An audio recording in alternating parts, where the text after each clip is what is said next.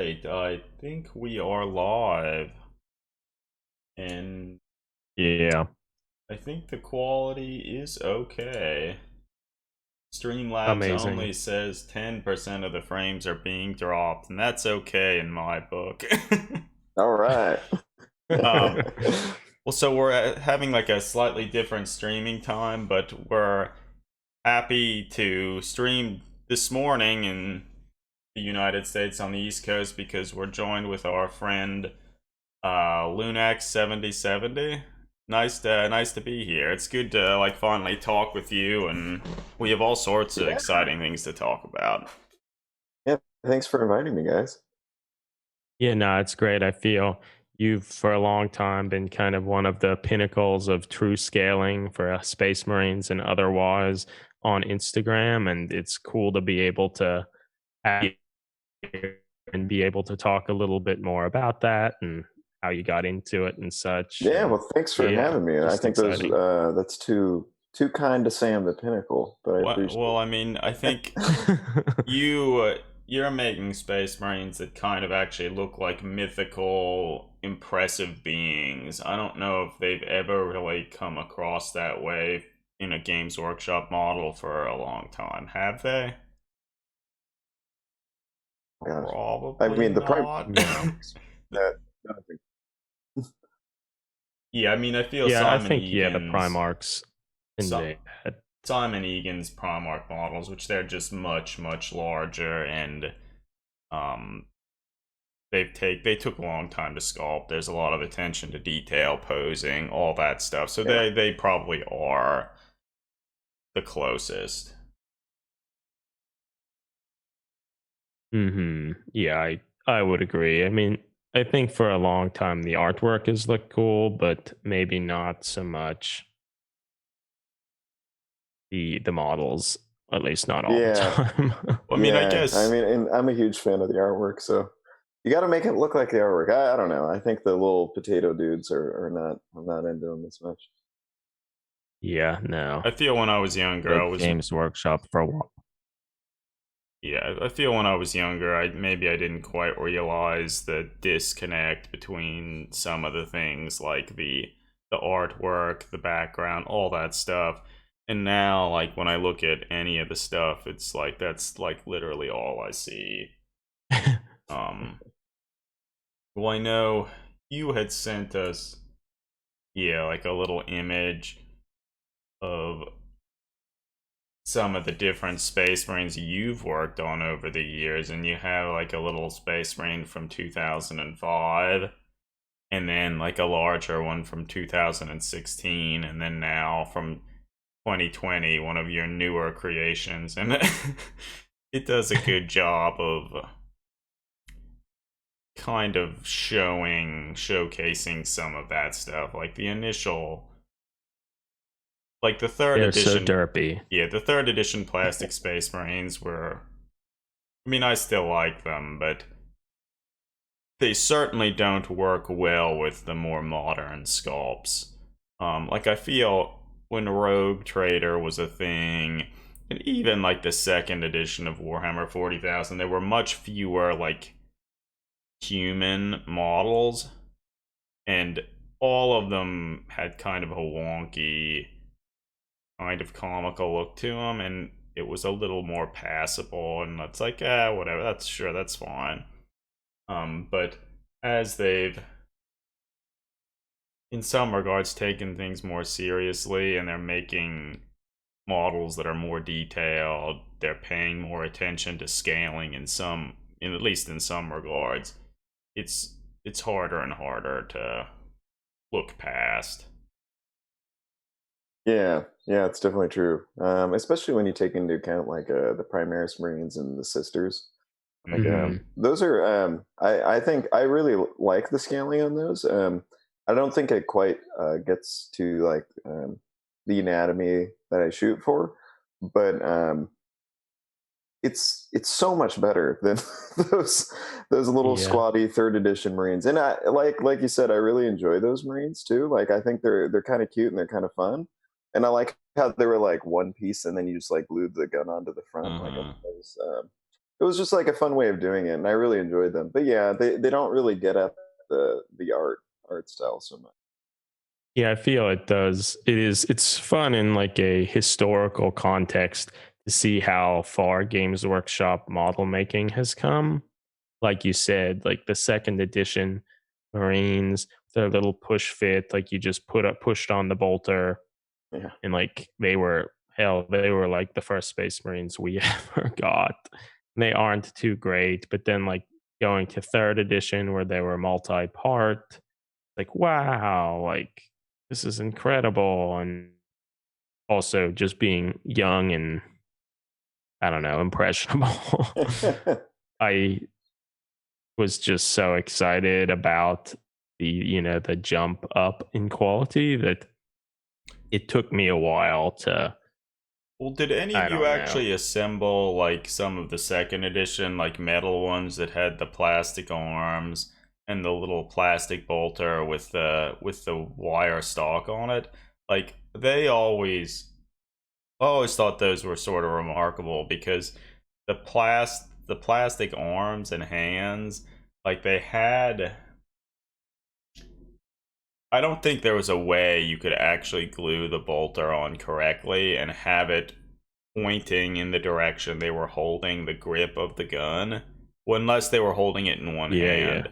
Like they just were not designed to work. And I presumably that's why when they released the third edition plastics and such, they had the hands attached to the bolters and some of those various configurations to make sure that worked a little better because like you just couldn't do it. And I always thought that was interesting. Oh my god. And I Yeah. don't think any of So I'm actually. Oh, sorry. What was that? are you looking through some of the ones you like? We still, I think, have a few, but like we didn't assemble them right, and I guess we Yeah. rail a lot on the fact that all the models they always have their finger on the trigger, they're always shooting. Well, these ones, they didn't really even necessarily have a trigger finger. It was just a fist, and Yeah, they do like the whole like fist, and there's no like grip in their hand or anything. yeah, like Quality. I mean, Forge World did that recently, so I mean. well, Well, they Forge don't. World has always been the pinnacle of quality releases. They were at one point. They really were at one time. Yeah, they have since gone far downhill. Yeah, Unfortunately. can be very hit and miss now, which is it's a shame. So I'm googling right now. I'm trying to find. I didn't have many metal Marines because I was like a little bit after that time when I joined the hobby, but I did have a Dark Angels chapter or a banner bearer that Mm-hmm. was metal and then had the plastic backpack and I think that one plastic arm. That he Mm-hmm. was Was like, this Bethor, brother Bethor, like with the robe and stuff? yeah, he had a robe. Yeah, I Okay. liked him. Oh. Yeah, me too. I loved this model. This was one of my favorite models when I was growing up. Let me Yeah, I just always send liked this in. him because in the second edition, Angels of Death Codex, he was even a special character. Oh, really? I didn't know that. That's awesome. Yeah, I think Brother Bethor, I think was his name. Yeah, I always liked him. I kind of wonder, and I think I probably have him somewhere, but I wonder what Look at that if the cinched plastic waist he arms. has. I wonder if looking at it, if the plastic arms you attached weren't really scaled properly. Because Oh, sometimes there he is. you would add those plastic arms and it was clear that they were a little bit too large to go with the other like metal arm and stuff. Yep. And you could definitely see that in the photo I just put in the Discord. But it's just like, I still liked him. Yeah, I mean, when I was a kid, I was a lot less discerning and for, like how cartoony Mhm. they looked. So I just loved all of it. Yeah, I feel it was just something about all the cool artwork they had and things that it was mainly my imagination Mhm. more so than perhaps looking at the models with an astute and critical eye. But yet, Yeah. I feel with those banner bears and stuff, I would often think like when you would attach the gun arm, the arm would end up look like it was hanging really low and look kind of awkward. I think no matter what you did, those minis always looked awkward. But I mean, but you're right. They like invigorated your imagination, and that's kind of like what they're there Yeah, for. and I mean back Yeah. then, a lot of the artwork was still in black and white, so like it invoked maybe a little more mystery and imagination in the viewer than maybe some of the stuff now. And I guess also at the same Sure. time, the artwork that they were showing were often like just from the imagination of the artists themselves rather than like, I want you to draw a picture of this model that we're releasing, and then they just draw that model and that's all you see. Right. So Yeah. And I'm looking on eBay for old Space Marines, mhm. like the old second edition ones with the plastic arms, and hard to find. I mean, maybe I'm just doing the wrong searches, but Well, I mean, you also want to talk about Wonky. Try and find some of the plastic Rogue Trader Marines. They're even more special. They're great. I've been trying to find some like old bolters and like that. Do you guys remember that shoulder mounted side cannon that I think was in the? It was like what's it called? It was in their bigger miniatures. Oh, yeah, their Inquisitor 54 millimeter stuff. Yeah, but I've just been going through eBay trying to find like things like that or like old Mhm. Rogue Trader era bolters and stuff like that. They're kind of hard to come across. I mean, sometimes you'll find them, but it's a little bit difficult. So I've been trying to find 3D prints of them as well, so then I can Mhm. make my own. Well, I feel Um, that's I love that something old a style. fun thing that can be done, like reusing some of those older pieces if you can find them with newer like stuff that you've created that's maybe a bit better scaled. And oftentimes, because GW's weapon designs and scales are so wonky, even with a much larger Space Marine, like you can just kind of include it in and it still looks fine. Yeah, pretty much. I actually have one somebody I know on Instagram. I can't think of his name right now, but he sent me a bunch of Inquisitor bits with the 54 millimeter, and I mean, like my Mhm. guys are like 52 millimeters, so I mean, if it's on them, it's perfect actually. That's interesting because I have somewhere in my bids box type stuff. I have Artemis, the old 54 millimeter scaled Space Marine Yeah, mhm. that Jess Goodwin designed. That, if I recall, it's been a while since I really looked at him, but he looks pretty good. yeah, he really does. It's an awesome Better sculpt, I than think. yeah, Yeah, I'm surprised better he's than not finding most of the more in true Marines at scale that things. time. I would have to look at it because I don't really recall. Like his proportions might still be a little odd, but it's still better than a lot of the old. yeah, ones. and more dynamic. And I think it was an opportunity for Jess to kind of go back and like work with the design a little bit to be, what he wanted to achieve from the beginning that maybe had some limitations with the molding technologies and stuff, because all of that was well before digital sculpting and whatnot. Yeah, that's interesting how I you mean, say do you that. need I an like that. abdomen when you look that cool? Probably not. not.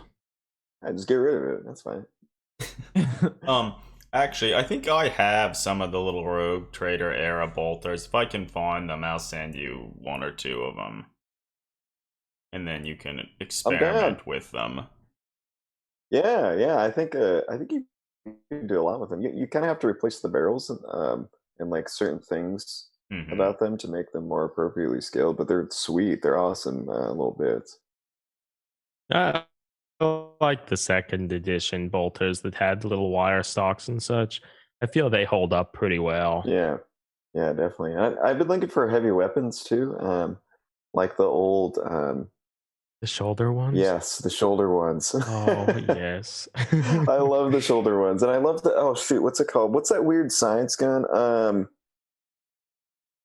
It's not is it a neutron laser? No. I don't remember what they call all of them. I mean, the conversion beamer has become a Conversion thing beamer. again. That's what I was thinking of. That I think actually, or in maybe the Inquisitor Codex or whatever, and some things it's kind of made a reinsurgence. But I feel the older editions had a lot of fun, interesting weapons like web pistols and Mm-hmm. all that type of stuff, which was just like kind of wonky science fiction stuff that was always is kind of fun. And that and I mean, I guess Games Workshop itself has sort of realized the power of that. It's like, you know what, like we have a lot of a back catalog of weird stuff. Like we can just every once in a while slowly reintroduce that, like, you know, the Ambull and Yeah. stuff like that. And Like the it- Gene Stealer cultists got like the Webbers and the web pistols and stuff. So yeah, they slowly bring the stuff back and try and reinvent them at least slightly to not seem as like Judge Dredd, like Caliber kind of wonky humor, satire stuff. Yeah, I definitely like that old sci-fi stuff. I'm happy that Forge World kind of took the reins on like remaking a lot of the classic designs, like the old Land Raider and Mm-hmm. conversion beamers. Oh, yeah, and all that's that. I think great. that's so cool. I wish they would keep doing that, but I really I like. don't, because they would make it stupid now. Well, okay, that is true. Well, I mean, I most don't know. I of think Forge World's still pretty good with their vehicles. yeah, all the vehicles and stuff they make, I think, are all good. It's just a lot of the infantry models, unless they're having Yeah. Simon Egan sculpted, chances are they're gonna be nothing Like, to thank write goodness home the about. Primarch series is still, still going strong, and I think those models haven't dipped in quality. But yeah, it sucks to see them. Like the two new Praetors they released, like they're just so, I don't know, under detailed and underwhelming. Yeah. And especially when you compare them to the generic Praetors, which were gorgeous. No, Just yeah, too- it's true. But Edgar, I don't, I forget his last name. It starts with an S. He did those Praetors and a few Yeah. Primarch models and all the what are those Horus Heresy guardsmen? The Something Auxilia. with the armored suits. Solar. Oh yeah, he did them Auxilia too. stuff. So he was I feel a really great sculptor they had, particularly for infantry like models. Yeah. He's doing freelance stuff now. I know. Yeah, I follow him on Instagram, so I see all the stuff he's making, and it just bums me out because his heresy stuff is Yeah. so good. He recently made a bunch of models, or maybe even all the models for the Darkest Dungeon board game, Yeah. Mm-hmm. based off of that like Computer game. video game. He's just so talented. Yeah.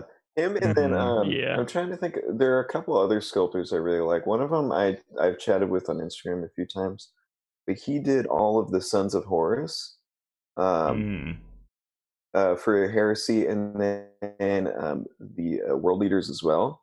And his stuff is gorgeous. And he used to post old unused sculpts too. So Oh, that's cool. there are some alternate heads to like the Sons of Horus and the Red Butchers, Mhm. and like they're awesome. I'm really sad that they didn't end up producing them because they're gorgeous. I kind of wonder if for Forge World's dip in quality for some of that stuff, I kind of wonder if it's just like some poor sculptor was like, "Hey, we need you to do this. You have like a week. Like, have at it." Oh, and in that week, we also need to create the molds too. So we probably need it by tomorrow. You know what I mean? Like, because I feel like anyone who gets to that level like has to have some pretty considerable sculpting talent. Yeah. But Yeah. I wonder if it's just they aren't given the time or aren't given the help or like a good editor to like bounce ideas back and forth, and they're just like, yeah, you did it, that's fine, let's just push forward through it without like having more vetting and like the ability to get additional insight and ability to improve or make changes, you know? Yeah, it's just baffling. I don't, and maybe you're right. Maybe it's a time constraint thing, or maybe they're just trying to shift art styles. I don't.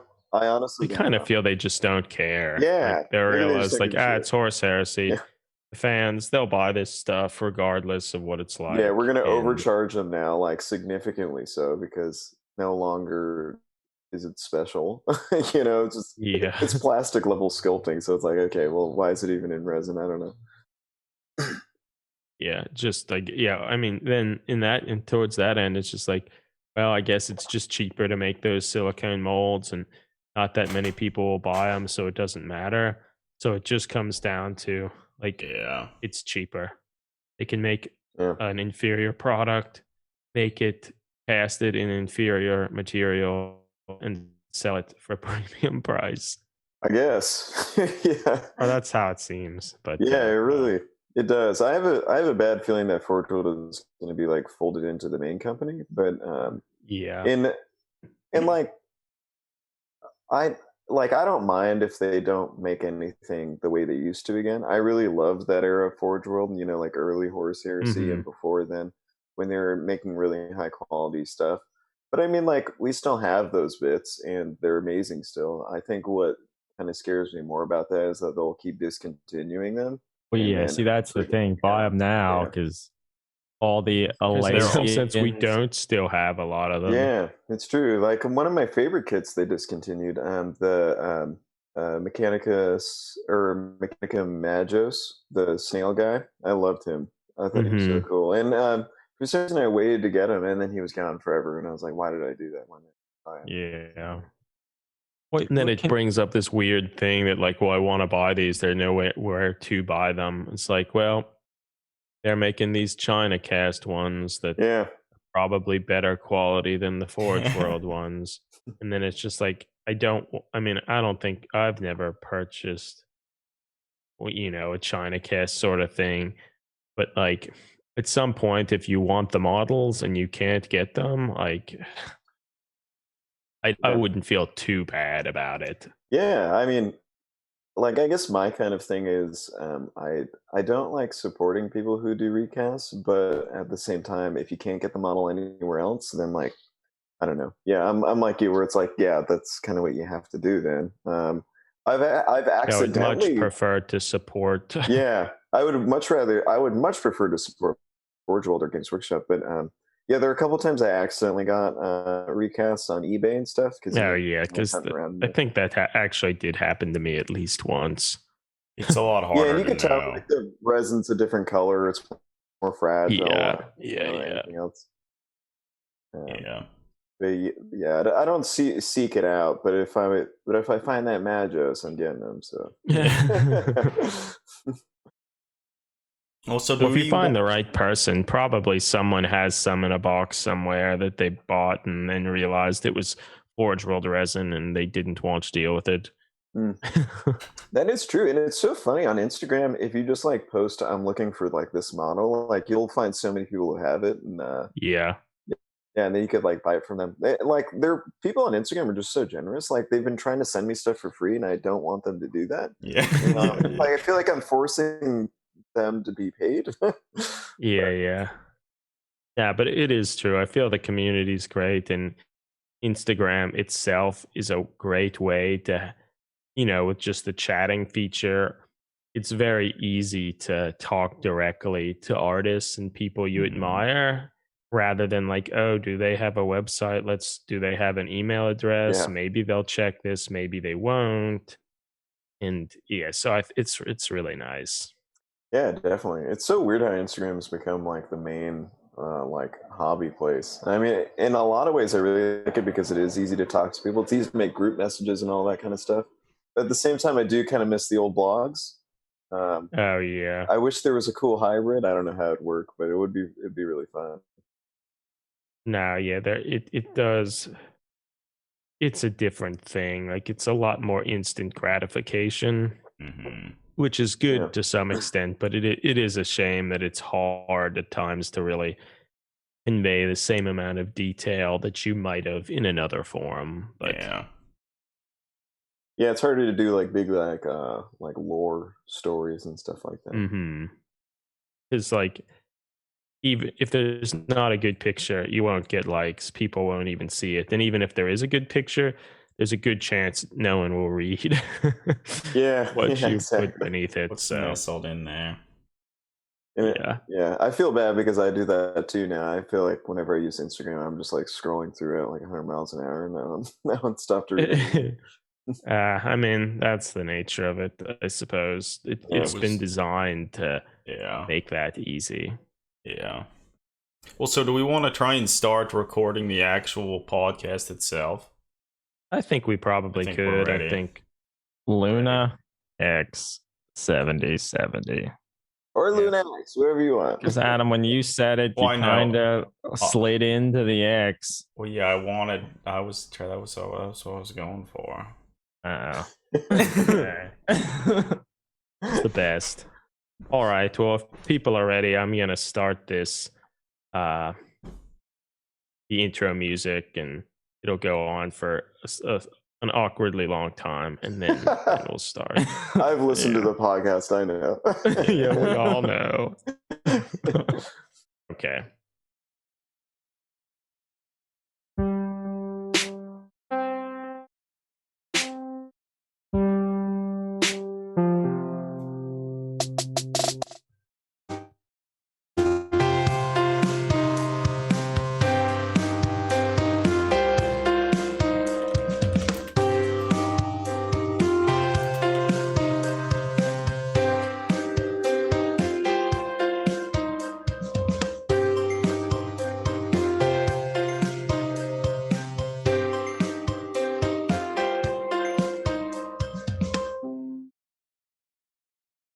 Hello, everybody, and welcome to Dragged into Turbo Lasers, a Between the Bolter and Me podcast. This is episode 82, and I'm here, your host, Eric Wire. I'm also here with my two brothers, Adam Wire Hey, everybody. and Greg Wire. Hey, everyone. And I'm extremely excited to say I have our friend Shane for better next. How's it? Good. Hey guys, it's nice to be here.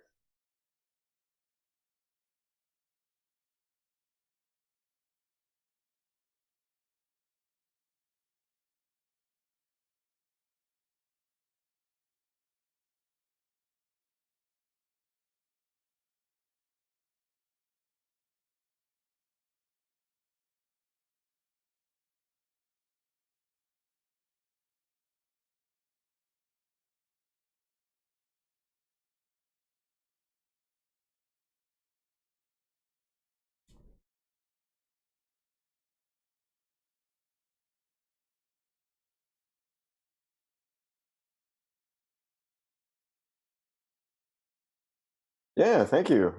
I appreciate that. Very generous intro right there.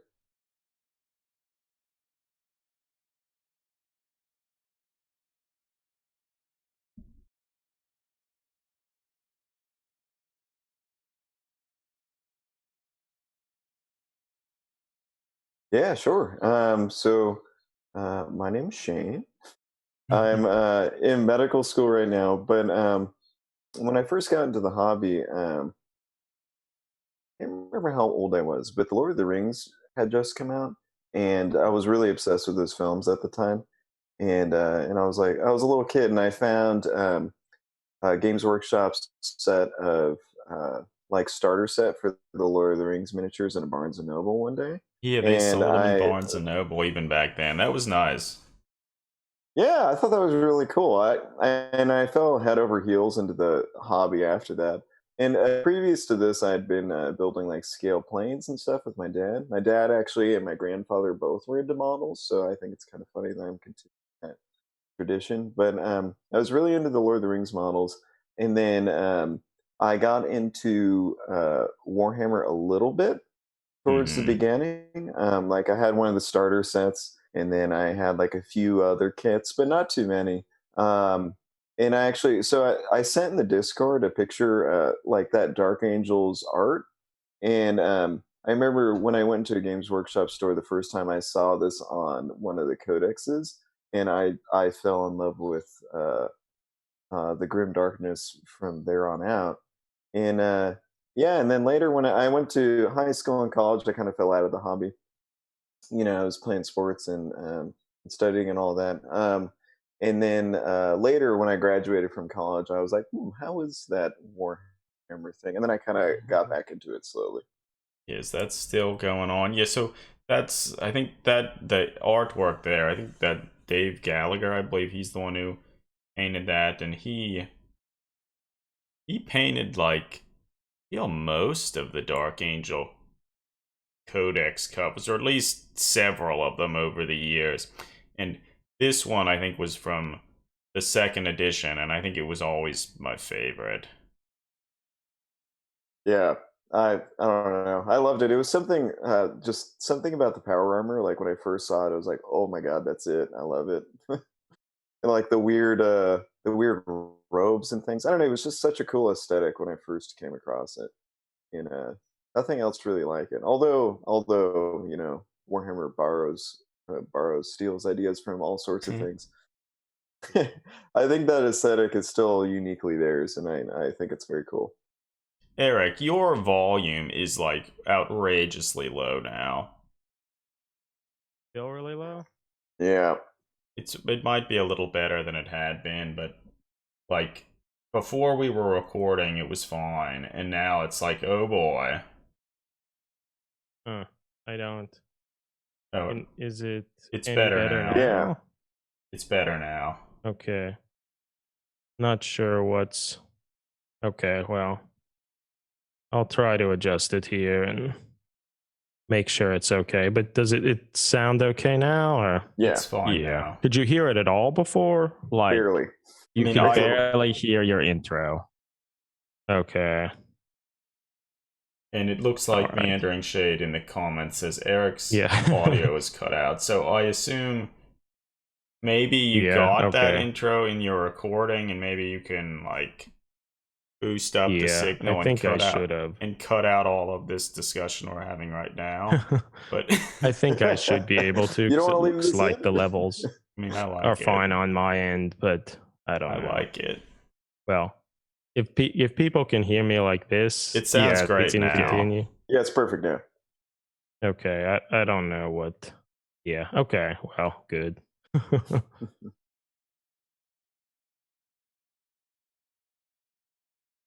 So we can even cut out this awkward pause too.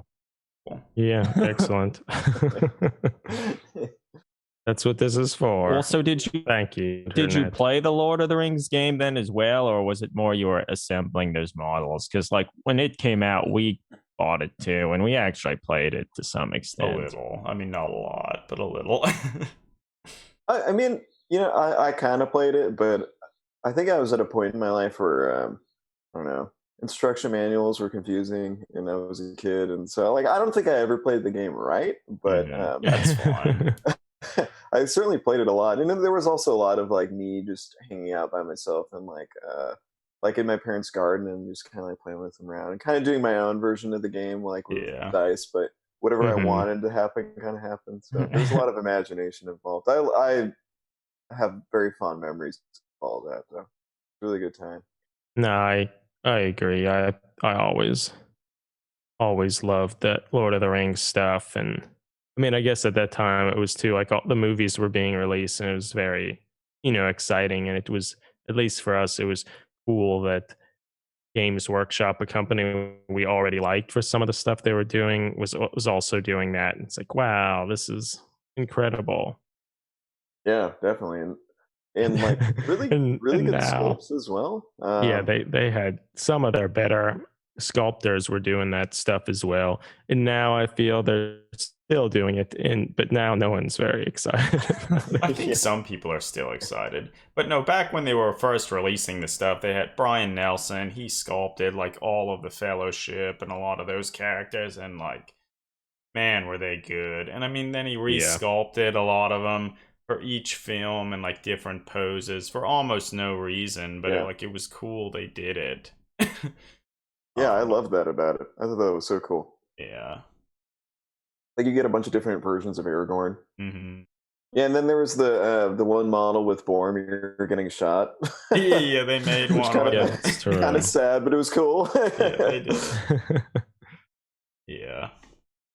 Yeah, that No, they was were really great. fun. Yeah, I miss that kind of stuff. I still have all my Lord of the Rings miniatures. I don't know what to do with them. They're sitting in like a few boxes at my parents' house.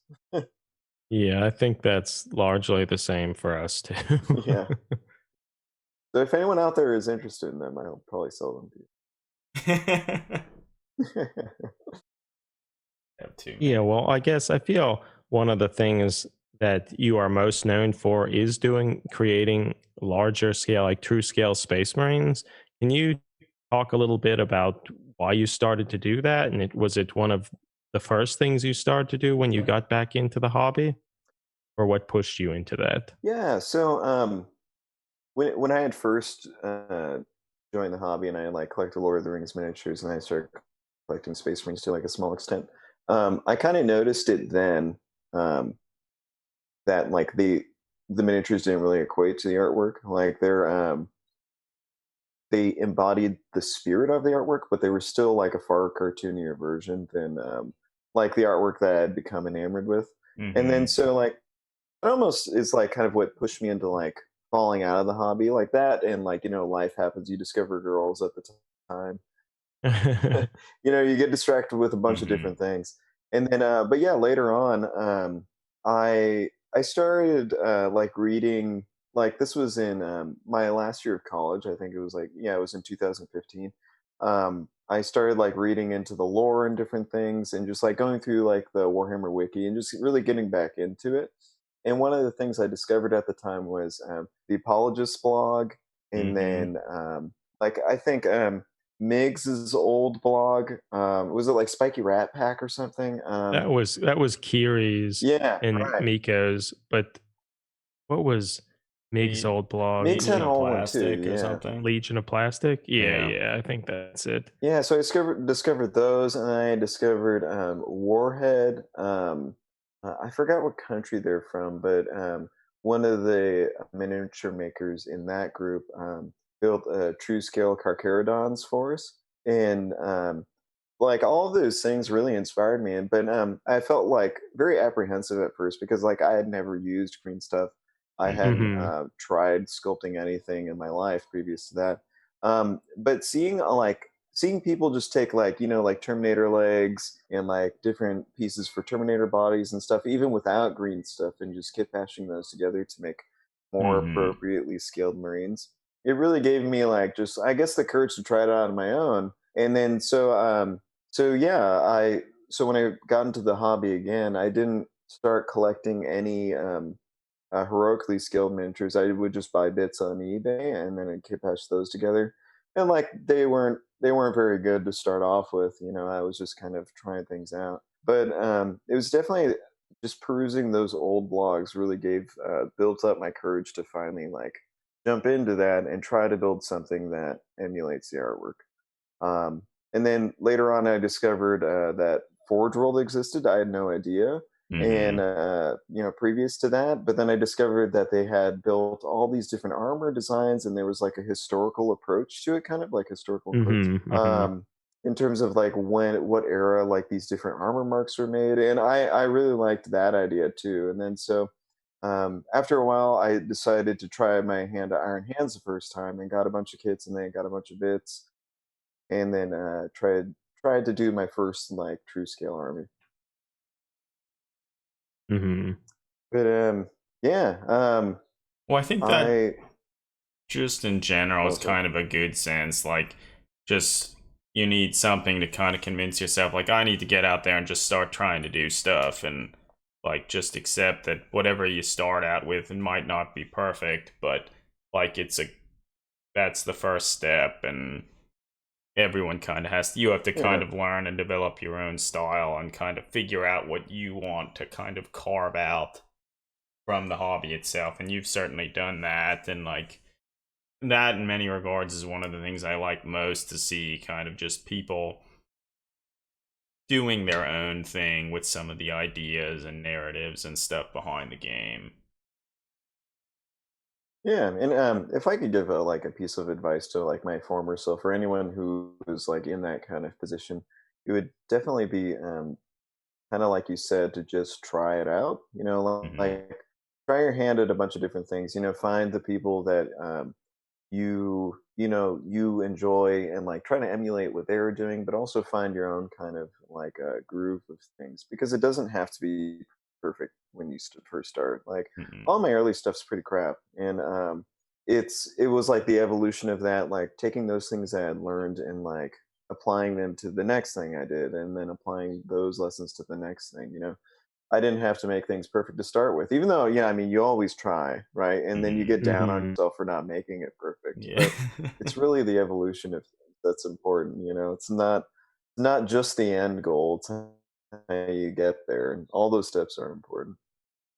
Nah, yeah, that I think that's very true. And just the ability and the wanting to keep pushing yourself, I think is what helps make you improve as a whole. Like it's wanting to push yourself and do the best you can, I think allows you to kind of improve over time. And so I feel that makes sense. And I think, Adam, you have a picture up there showing sort of Hmm. Luna's progression throughout some of the years, and I feel that's kind of fun. And most of us, if we've been in the hobby for a little while, you can, if you look at older models you painted or converted, like it is sometimes somewhat astounding to see how much you may have improved over a few years' Yeah. time. Yeah. It's so funny when you look back and like you look at the thing that you thought was like super, super great when you first started.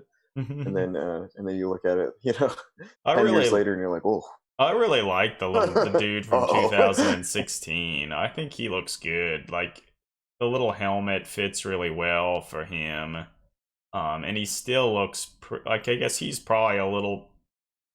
a bulkier than even a Primaris Space Marine, which I think is probably good.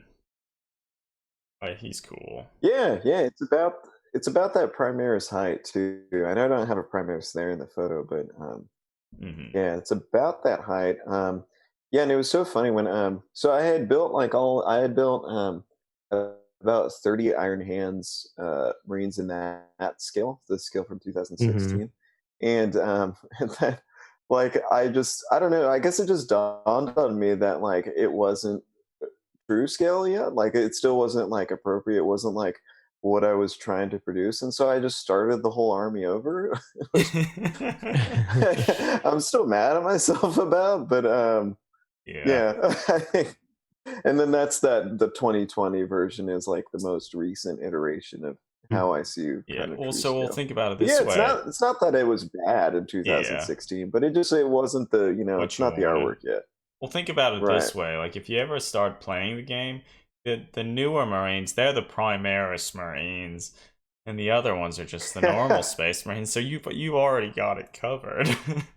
Oh, there you Yeah, you go. have Yeah, a see, I was ahead of the curve, I Yeah, you already yeah. have it covered. think. Love Well, it. I guess with that in mind, when the Primaris Space Marines were released, how did that kind of affect you and the things you were doing? And just how do you think it has affected the true scaling community as a whole?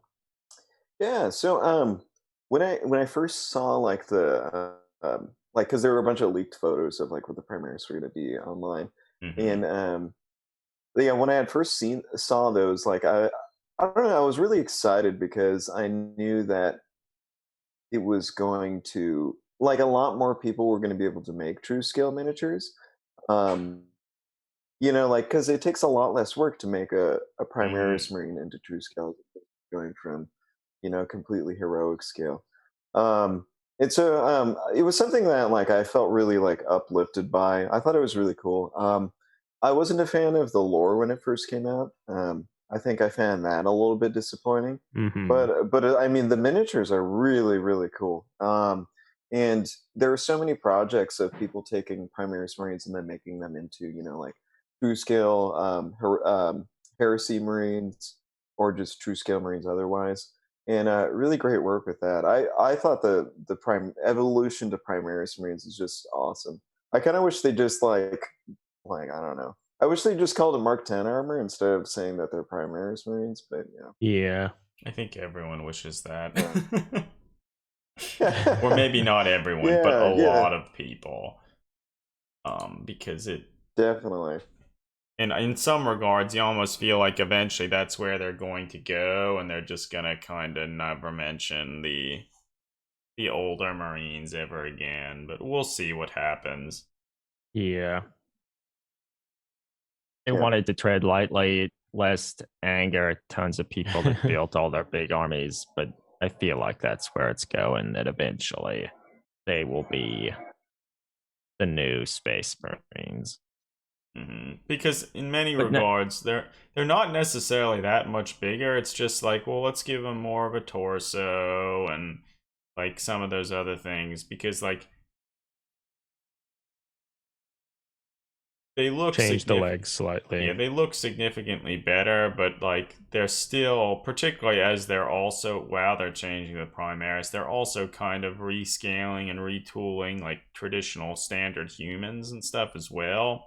So as they continue to do that, that is almost making their size to the point where it's not really that different from like even the newer Sister of Battle models. Well, they're a lot slighter. If they were standing up straight, they're not really that much different in size than the new Primaris Space Marines. So that, like, I feel it's really kind of Adam. It's kind of asking Well, you, Adam, like, you were maybe I recently need to working change on- things. Oh yeah, so Yeah, Adam, you were recently working on a model that like is basically the size of a Primaris Space Marine. yeah, some of the new Warcry yeah. models. Some of the new Warcry models are literally essentially the size of a space. Well, let's see if I can find a picture. I think I had sent. Yeah, and I mean, I guess it's a different game system, so maybe it's okay, but a lot of people do like trying to kit bash and convert between ranges, and it can be kind of hard if they're always such different in their sizes and whatnot. Yeah. Yeah, it's a really inconsistent scaling, especially when you bring in Necromunda stuff, because that's like Mhm. huge compared to the rest of 40k. Very Yeah, much and like the so. Goliaths, the big muscly dudes. They're bigger like than Primaris. they couldn't even fit in a suit of Primaris armor. They're so swole. And the Yeah. Yeah. the Deloc one, they're the ones in the trench coats, right? They are so tall. Like I think they're taller than a Primaris Space Marine, so it's like it's interesting. Yeah, it's so funny. And then, like, that's not even to mention normal Marines, which they absolutely dwarf now. Yeah, like those just don't work. It is interesting that Yeah. if you look at like a lot of Forge World models, like when Simon Egan was sculpting like the Death Corps and the Elysian drop troops, like they're pretty small, and they're, if you will line them up to like one of the older plastic Space Marines, they kind of fit okay. So like there was a time when they were trying to make some of that stuff work, but as they kind of shifted forward and they've made more and more plastic kits, they've moved away from that. And I guess maybe that's one of the reasons why I've always loved some of those older Forge World Imperial Guard. It's just the fact that they're proportioned a lot better. Their hands aren't as big, their feet aren't as big, their weapons in general look better. They're a better starting point. Yeah, Well, so absolutely. Here's a question more towards your process now. So now, how would you describe your approach to building true scale Space Marines now, as opposed to where it maybe started in the traditional sense of trying to take like Terminator pieces and stuff and turn it into a Space Marine? And does it involve Primaris Space Marines at all? A little bit, yeah. Yeah, so my original approach was more so kit bashing. Like you said, it's a Terminator legs, and then different Terminator bits, all kind of grafted together with like normal pauldrons and arms and heads. But then, yeah, later on, I built like that whole Iron Hands army, and then I decided that the scale wasn't right yet. So then I decided to restart it. And my new kind of method is I have like a scale line that I've made, and it's been informed by like the the Primarch miniatures, and then also just like anatomical proportioning. Hmm. Like something I'm big on isn't necessarily like how my Marines compare to other models. It's more of like the internal proportions of them that Yeah. I Hmm. that I really that I'm focusing on to make correct. And I kind of so the first thing I did when I decided to make the new scaling is I just started from scratch and then built up a suit of Mark II armor. Hmm. And I did that with like a lot of sculpting. I started with like blocks of resin, and then I carved out like the ridges for like the banded armor, and then added the rivets and all Yeah. that kind of stuff. And it's funny because my friends on Instagram make fun of me because I'm actually a rivet counter, because I Yeah. had to count each rivet and like make them all right and everything that fits with like the art and the lore for Mark II armor. Um, and then I used some Primarch bits from that as or Primarch bits I added on top of that, and then I Hmm. made like a master cast for the my Mark II armor, and then I started or a master mold, and I started making casts of that, and then that has become my new standard for like Space Marine proportion and height, and it's Hmm. about 5 centimeters from feet to eye line. That's what I Hmm. measure it to. And then from that, like I've built other things, like all in relation to that. So unfortunately, like people ask me all the time, like how I make my miniatures, and it's kind of hard to explain because it's a whole process of sculpting and then making molds and casting. So it's not like really an easy answer. Um, but Well, also, there are a lot of things you can do that are similar to it. I feel like it is a pretty vast departure from what a lot of people are accustomed to with like, all right, I'll take some existing miniatures and maybe lengthen the shins or something to like, all right, I'm gonna largely sculpt stuff, make casts. Like that's I feel a huge step up in the process that might intimidate people. Yeah, well, and also, Yeah. Adam, when you made the one true Yeah. scale marine, which is of a fairly similar size, I Hmm. feel it was a lot of sculpting and such, and it like came down to it like, well, if you'd want to make more of these, like it just didn't make sense to resculpt that every single time because then it would be harder to maintain consistency and such. So like you also made like a silicone molds and stuff.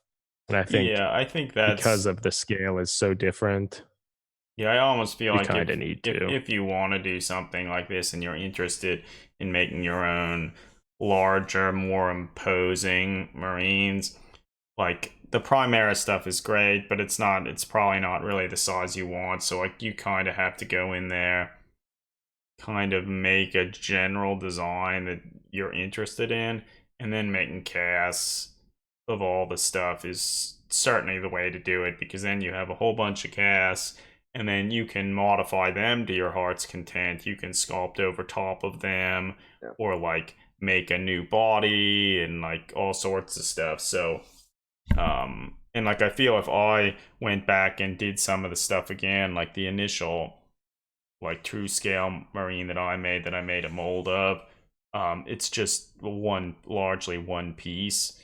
I would probably do something more along the lines of say what you had done with um your Mark II armor, where you don't necessarily have you have the individual components and you kind of have to wire them together and sculpt in some of like the webbing and all of that stuff, but that gives you a lot more freedom to do a lot more stuff.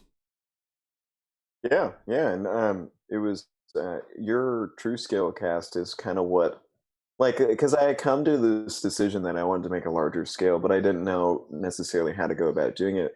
But when I saw that you had essentially done what I was thinking about, you had Yeah. made an appropriately scaled miniature, and then you did this whole casting process and everything. I was like, oh, so this is something that is feasible, and so Hmm. that is what made me jump into doing it. Um, unfortunately, it's very difficult and it sucks, and you get a lot of miscasts all the time. But I'm really happy you did it before me because then you had all the tips and tricks on how to make it all work. Yeah, I mean, I think it's, if you haven't ever tried to do making like your own molds and casting stuff, it's certainly, I think, kind of a rewarding and fun experience, but you do have to be ready and willing to do a lot of trial and error, and figuring out a setup that will actually work for you, because it can be tough. But like, I think I certainly want to do more of it, because particularly for like making an army of Marines and stuff, that's kind of what you would need to do. Well, I feel this Yeah. might be a good segue into this, but I know in addition to making molds and stuff, I feel now with the advent of 3D Mm. printing, that kind of opens up another opportunity, particularly even just digitally sculpting the stuff yourselves and then printing them, and or even printing them and making molds of them. And we haven't really done any experimentation with that, but I believe you have, at least to some extent, with like making true scale vehicles and things like that. Can you tell us a little bit about that? And I know at least for some of them you had collaborated with someone. So yeah, can you just talk a bit about that and if you think you will use that more often in the future? Yeah, yeah, absolutely. I still prefer to sculpt by hand, and I haven't really gotten the hang of digital sculpting, so I'm not like at the point where I could just sculpt Marines and then print off a billion of them, even though I wish I could do that. Hmm. But yeah, so my friend and I, Daniele, he's one of the guys I remember with in college. And he's one of my best friends, and he originally got a 3D printer, and we started tackling, making trying to make true scale vehicles. Because like making true scale vehicles in the normal manner, you either have to be incredibly talented with, plasticard Hmm. and Hmm. different kit pashing techniques. And I was like, man, I'm already like up to my eyes with trying to do this with Marines. I can't learn all these new skills to then apply it to vehicles. So 3D printing was like the obvious way to go about it. And so Hmm. we started with a 3D printed Spartan at 150%. That's normal sized, Hmm. and that works great with the scale of my Astartes. But I think the issue with that miniature is that we did it with one of those. It's not a resin printer. It's the SLA printer. I think is what they're called. Hmm. But there are a lot of defects in the print, and so it's going to take me a long time to like smooth that over to make it like good enough paint and all that kind of stuff.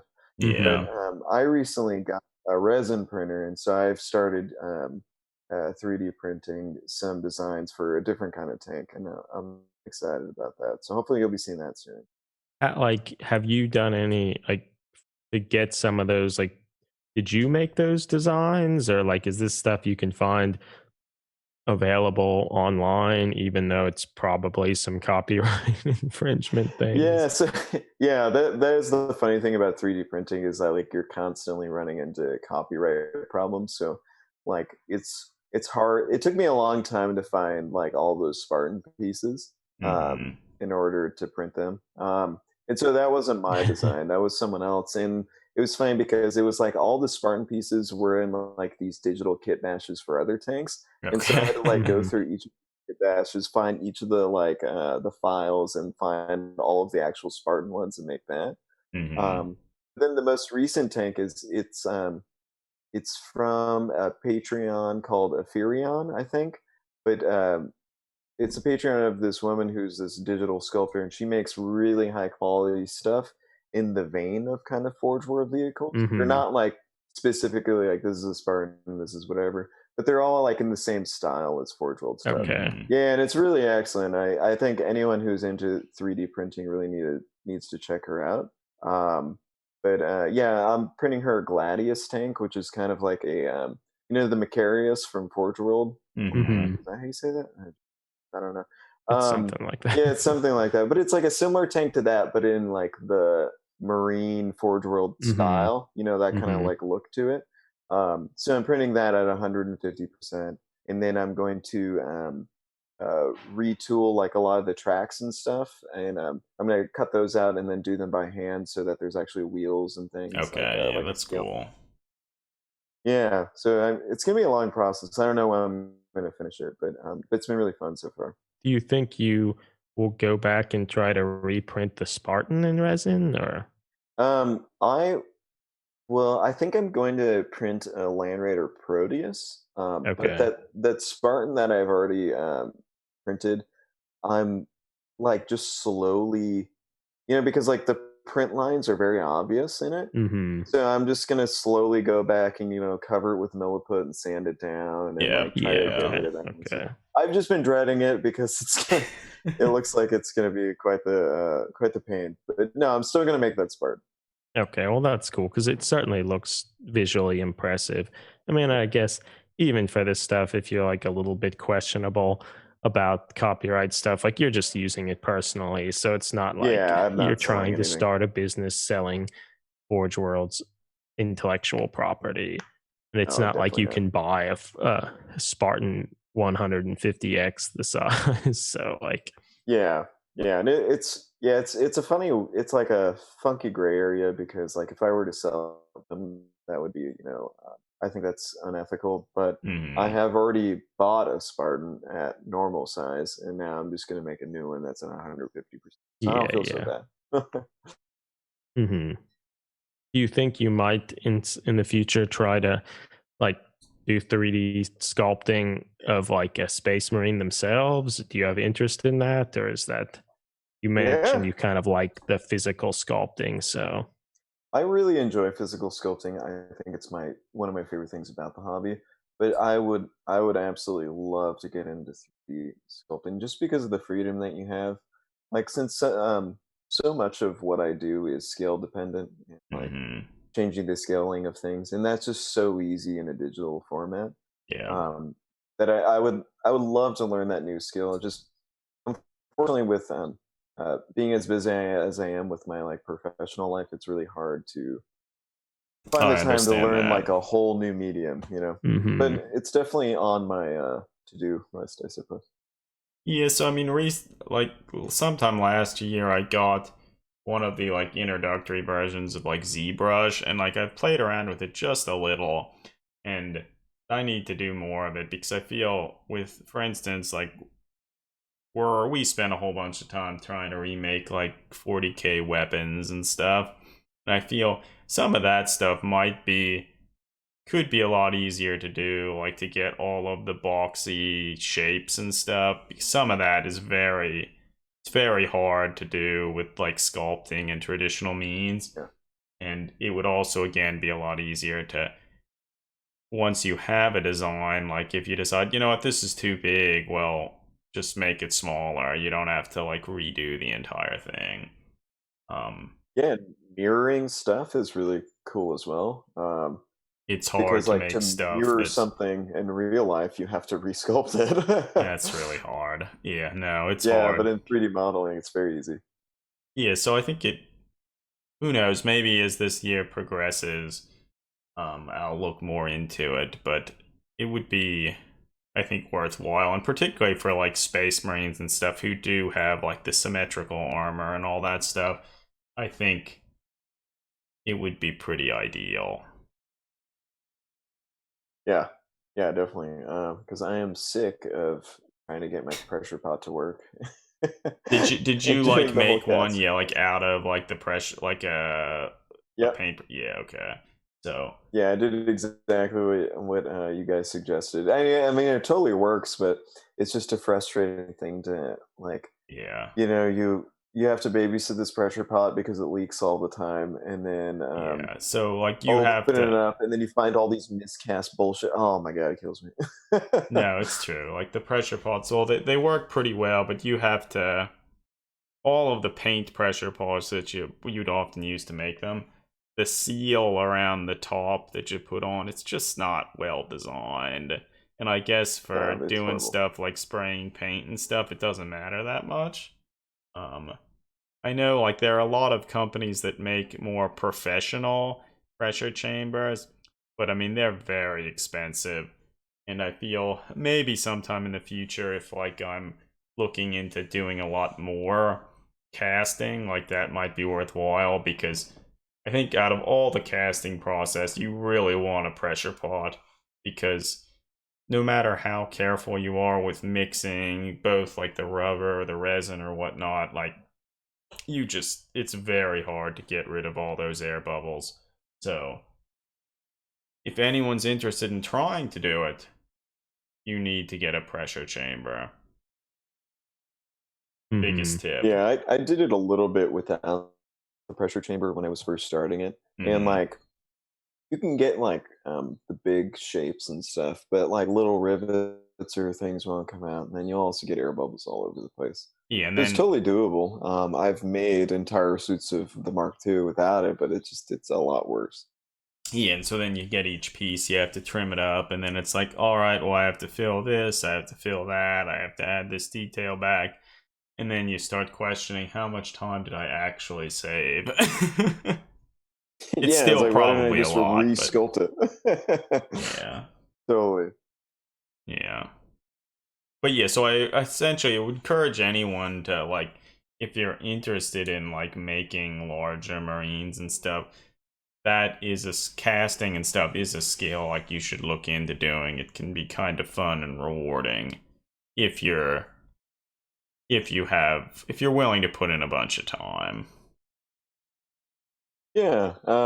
Yeah, it's definitely not like a copy and paste, function, but Yeah. the whole process you kind of have to learn. But also, if you're interested in making upscaled marines to like that size of true scale, and you'd only want to do a one or two, the Primark using Primark bits is definitely a way easier way of doing it.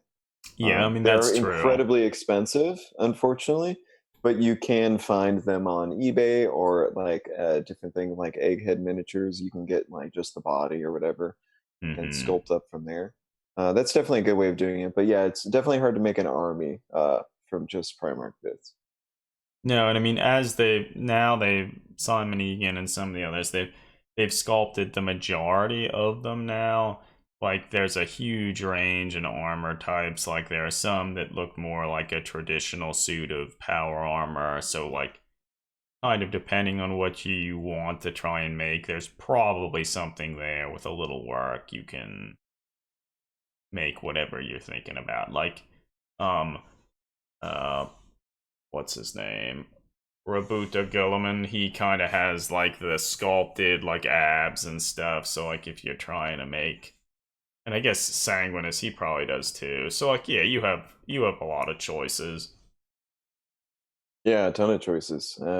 Also, the backpacks are great. The power plants that they have for the Yeah, they're a Primark lot miniatures. larger. And I Yeah, also they're like that beautiful.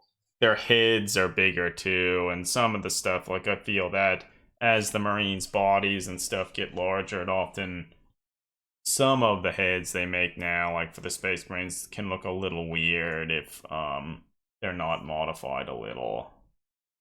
Yeah, yeah, that was one of the I guess one of the challenges I encountered when I was making the larger miniatures.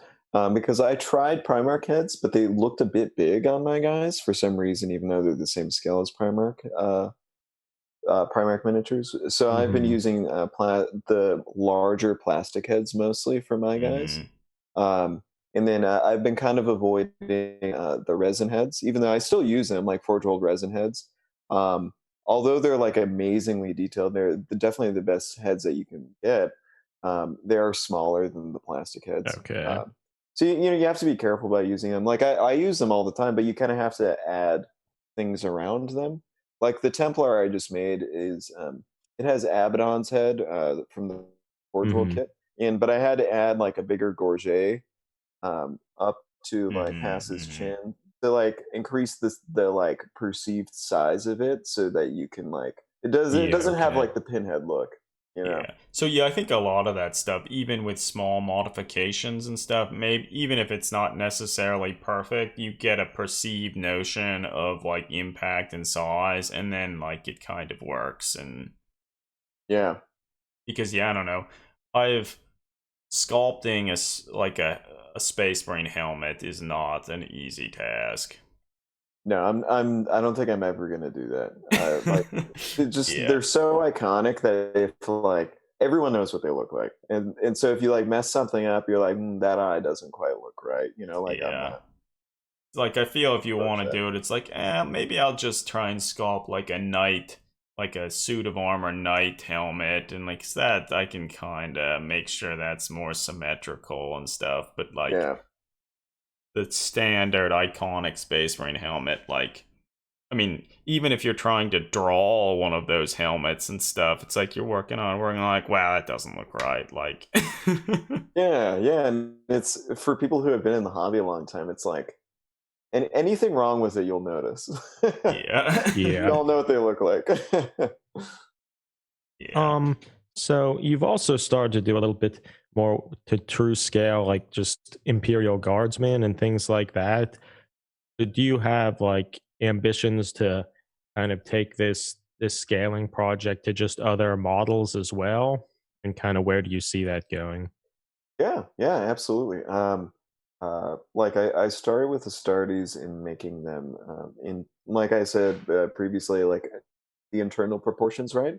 And then so when I kind of started tackling like human scale miniatures as well, I was very focused on like the internal proportions of them as well, not necessarily how they scale anything, just how they look in amongst themselves. Hmm. And the first thing I kind of started looking at was the Sisters of Battle, which are really well proportioned miniatures. The Hmm. only problem I think is the size of their weapons are kind of outrageous. And I They're saw so you big. guys. You guys were the first to rescale their bolters, and so I started doing that with them, and I thought that was really cool. It gives like a really good effect because I think their sculpt just is so improved with Hmm. appropriately scaled weapons because like the rest of the sculpt is very well done. Hmm. Like I think they're beautiful kits. So I really liked doing that with the sisters, and then so I started expanding that out to other humans as well. And so I'm making human auxiliaries with a lot of um, peri miniature bits from like their historic Hmm. Napoleonic wars and their knights and things. And because those kits are they're pretty well proportioned, but like they're like a little bit cartoony, only a smidge. Hmm. But if you kit bash those with a little bit like taller, larger bodies, they fit really, really perfectly. And so, like one of the things I've been doing now is taking deathcore miniatures, giving them like a little bit of height to make the Hmm. proportions of their feet and hands better, and then Yeah. adding some peri miniature bits on top of that. No, I think Hmm. that works really well. And they just look very different from what you see a lot of other people doing because they're not just Cadians. Right. Yeah, right. I think yeah, it's so funny because True Scale oftentimes focuses on Space Marines making them taller, but like uh the whole range of Games Workshop miniatures can be like that. The same idea of correcting proportions can be applied to all of them as well. Oh my god, I Yeah, don't think I'd yeah. ever tackle Acadians though because I think they're too far gone. They're so weird, so strangely shaped. They're really weird. They're really weird. But I think it Huge is hands, huge feet. their Mhm. hands are okay. Their feet are like so big. Like that, I guess that's Games Workshop. So certainly over the years, and like now with some of the introductions of like with like Warcry, they're really doing a lot more exploring different model scales, heights, body proportions, and stuff. And so like I think that kind of gives you a lot more opportunity to like base conversions and stuff off of. But the thing that I feel bugs me the most is they've gotten a lot better with like head sizes and hand sizes, but the feet are always so big. I don't understand it. I mean, even if they're wearing boots, like cool, they can be kind of bulky, but not what they do. Like I mean, Yeah, yeah, I don't get it. like I think I showed a picture or oh yeah earlier of this like conversion I was working on, this like human next to this Primaris Marine. Like, if you look at him there, one of his feet is replaced with like a bionic, so that's the one that looks really tiny. And the other foot, he still has a boot. Like that, I cut away like about half of the foot. So that boot, which I still feel the boot's probably a little too big, but it's roughly half the size it used to be. And it just baffles me. Yeah, yeah, and I mean, it's I guess it's like the whole heroic scale thing where you exaggerate certain aspects of the miniature, like their weapon, their head, their hands, their feet, um, so that I guess you can see them better from like a bird's eye view. It's kind of like a Hmm. like an abridged version of what the model should look like. Yeah. And yeah, but I always thought the feet thing was kind of funny because, like, yes, that does lend itself to those exaggerated proportions, but they often I don't know, it gives it like a more goofy feel that I don't think it needs. So, like even if you do go for those exaggerated Hmm. proportions, I think it adds like a comical element. Like they all have like these big clown shoes. It's super. Oh yeah, Yeah, so like it's weird. Yeah, you're totally right. Where you have to cut away so much of the feet to like make it work. I do that all the time. also here I have a picture of one of your little like true scale guardsmen with his cool rifle next to one of, we'll just say he's an Imperial Guardsman. And like they are like, oh my god, like overall the model looks good except for those feet. Because over the years, Games Workshop has gotten a lot better with, like, the hands are much, much smaller than they used to be. But they Hmm. haven't really done that yet with the feet. Yeah, yeah, that's a really funny miniature. I'm pulling up.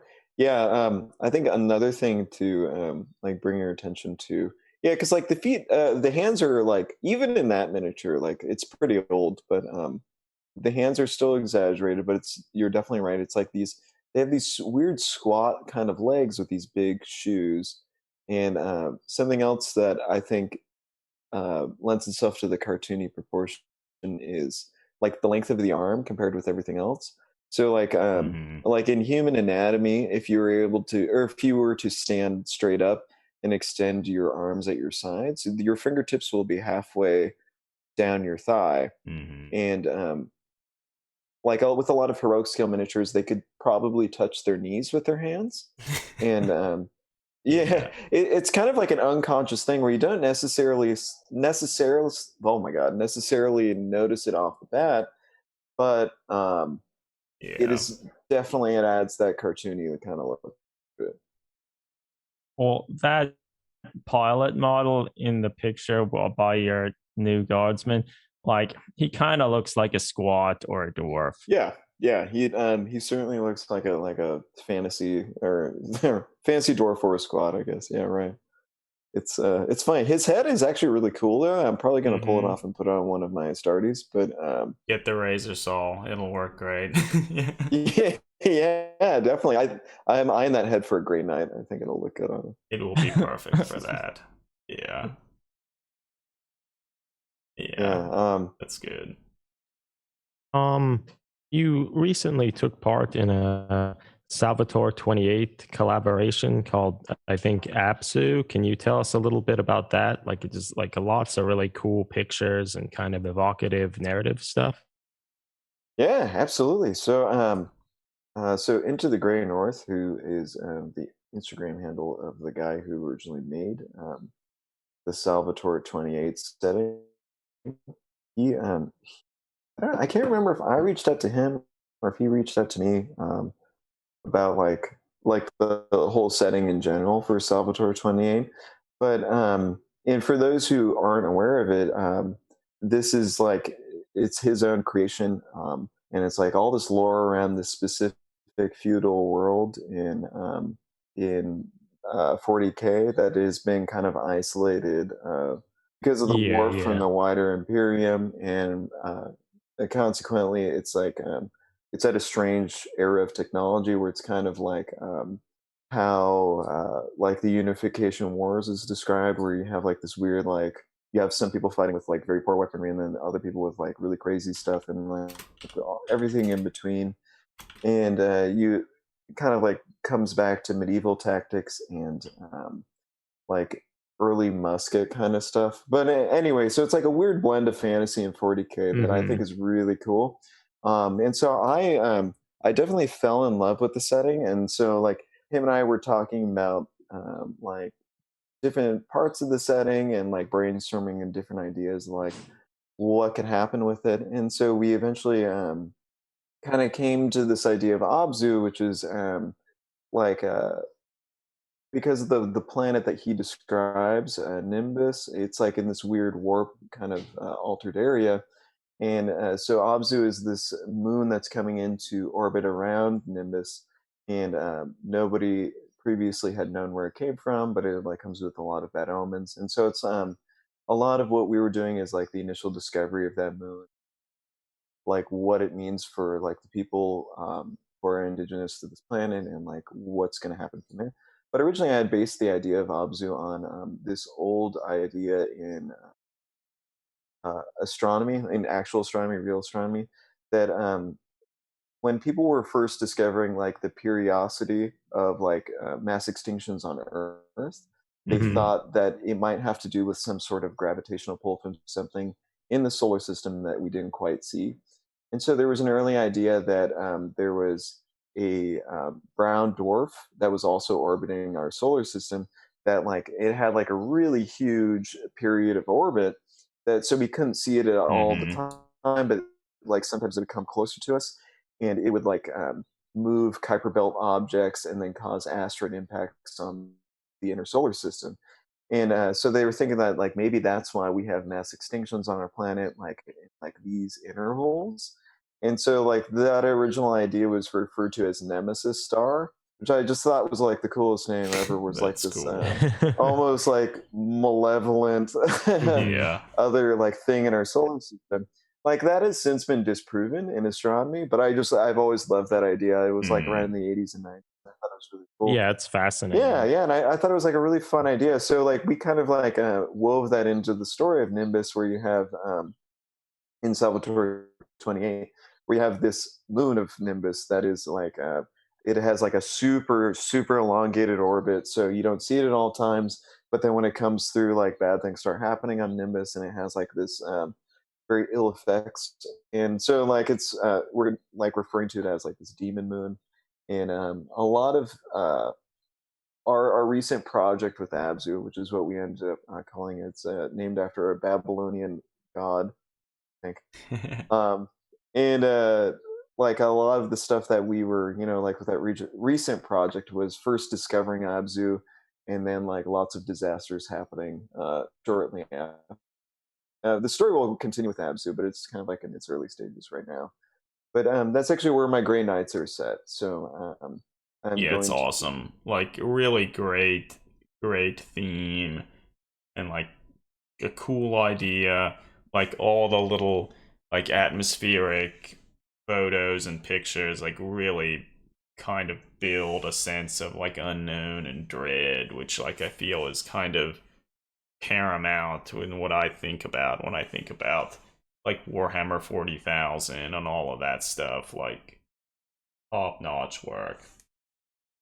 Nah, yeah, because just building that mystery and atmosphere is some of my fondest memories about the 40k setting as a whole. Which sometimes over the years it gets a little bit disrupted by like GW like explaining everything in minute detail. But Yeah, we wanted to preserve um, that mystery and that just like primordial sense of unease in the stuff we were making, because like you said, things with the warp and demons, like it gets over explained and you see it too much and it turns into like this Mhm. weird kind of cartoon. So we wanted to you know turn it back to something a little bit more like truly terrifying. So and hopefully we did that. And I don't want to forget about all the other people who worked on this too, like Symptomatic Chaos, Luke Martin, and then William Jones, like who's that Beyond the Light on Instagram.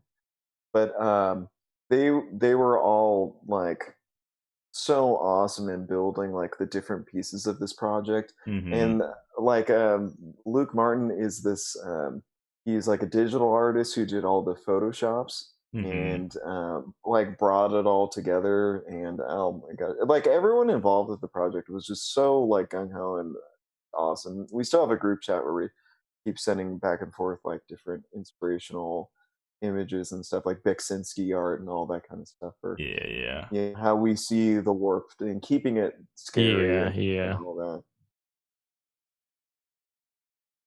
Well, Yeah, all they're of you did a great that's my job. favorite project right now.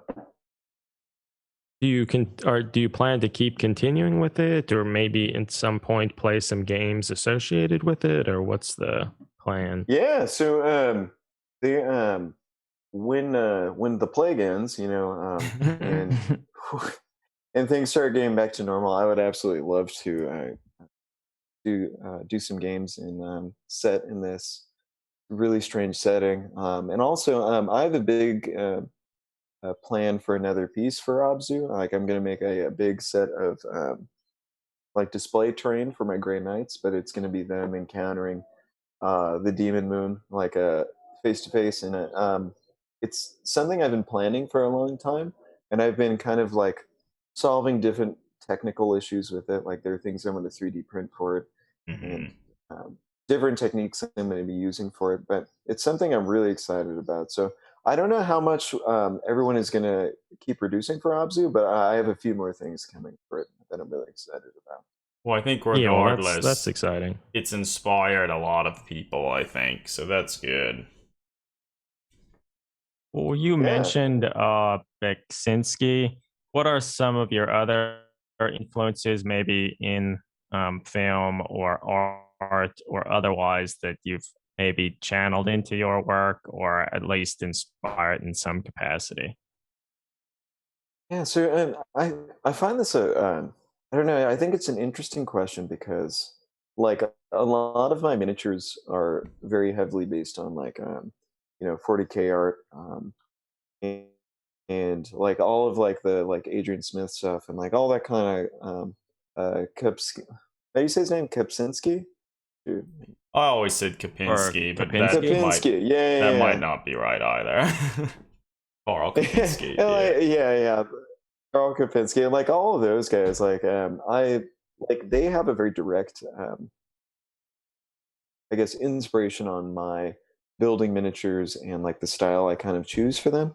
But I think there's also an undercurrent for me of like inspiration in terms of tone, which is Hmm. like a kind of like a different sort of take on things.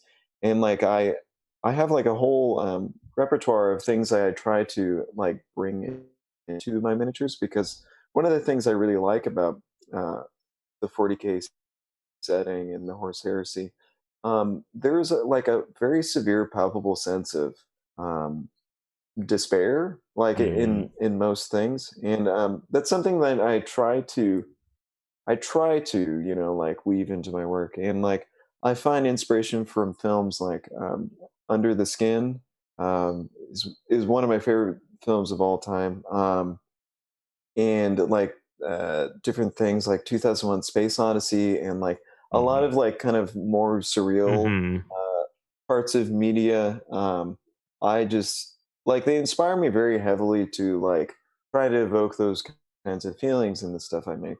And like I'm not entirely sure if those things come across, but like I guess like those are the feelings I put into when I'm making it. I'm trying to think of like my full set of like artistic inspiration, but Beksinski is one of them. He's one of my favorite.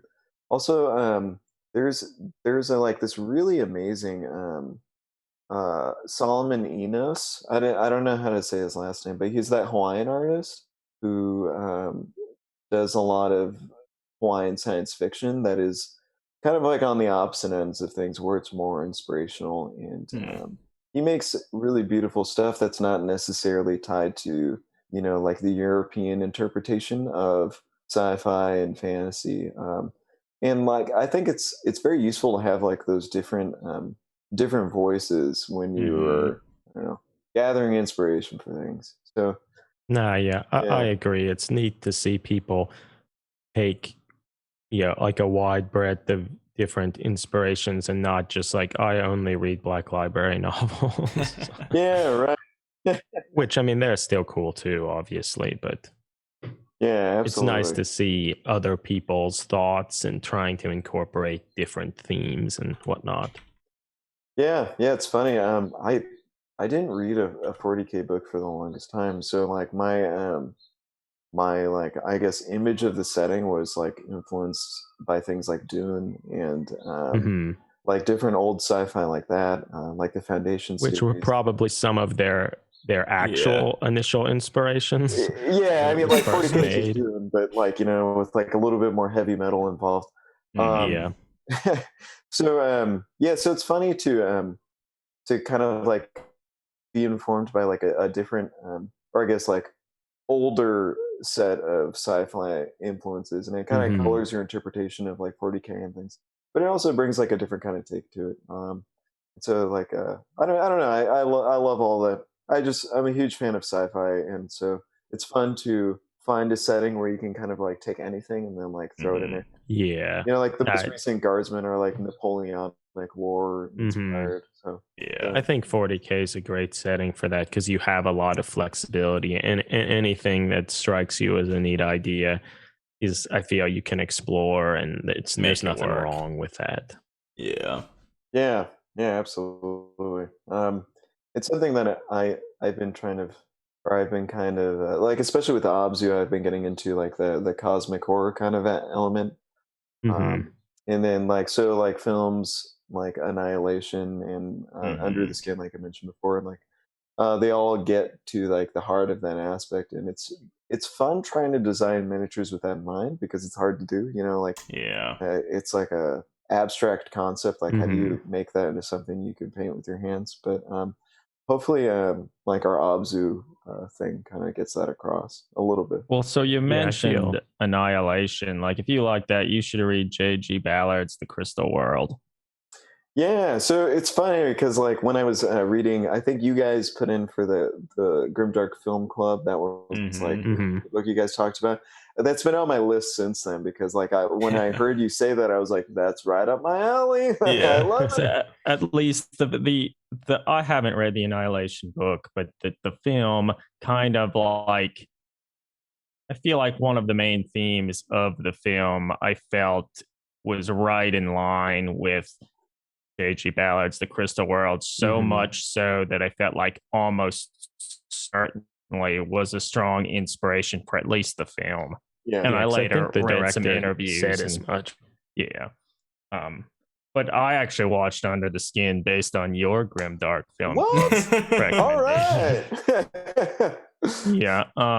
And I think I commented on your Grimdark Film Club post, but like, I mean, who knows what people's screen names are on Instagram. But yeah, I Yeah. actually watched it, and it's a really interesting film. Like, I appreciated how they didn't really explain too much, and they kind of just let the imagery do the talking for most of it.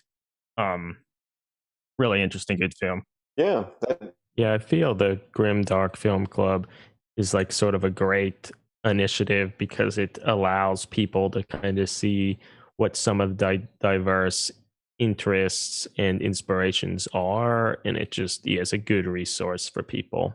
Yeah. Mhm. There's so many cool things I have found on that. Like I'm trying to like there was like a really funky one. It was like Tokyo Gore Police or something. Or I shoot. bet Johnny Lashley suggested Yeah. Yeah, that. Yeah, so I've been finding all sorts of weird shit on there, and I like it's awesome. I absolutely love it. yeah, nah, it's great. It's great. Well, so it's been about an hour now. Perhaps with that in mind, we could consider wrapping up like this portion of the podcast.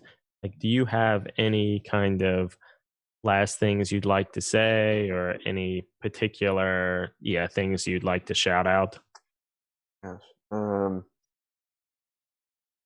I don't know. I should have prepared things for this podcast. Well, I I'm just mean, so ultimately, scattered. we'd love to have you. Like, it would be fun to have you on again too Mhm. at some point to see how your digital sculpting stuff has been going, Or 3D and printing, like whatever. printing. and just ABSU and all that stuff, because I feel you have a lot of projects kind of in the works, and it's been fun to watch how they've been going, and it would be cool to see where they go in the next couple months too. Yeah. It's funny. I'm at a weird period where I have like several projects going at once, but none of them will be done for like I don't know, like a significant period of time. So I'm like in a weird spot where I'm spreading my time out amongst a bunch of different things. So in a few months, hopefully I will finish like all of them at once, and then I'll have some things to show. But yeah, I guess some of the projects I'm working on right now, like the ones where we've already been discussing, like the 3D printing project.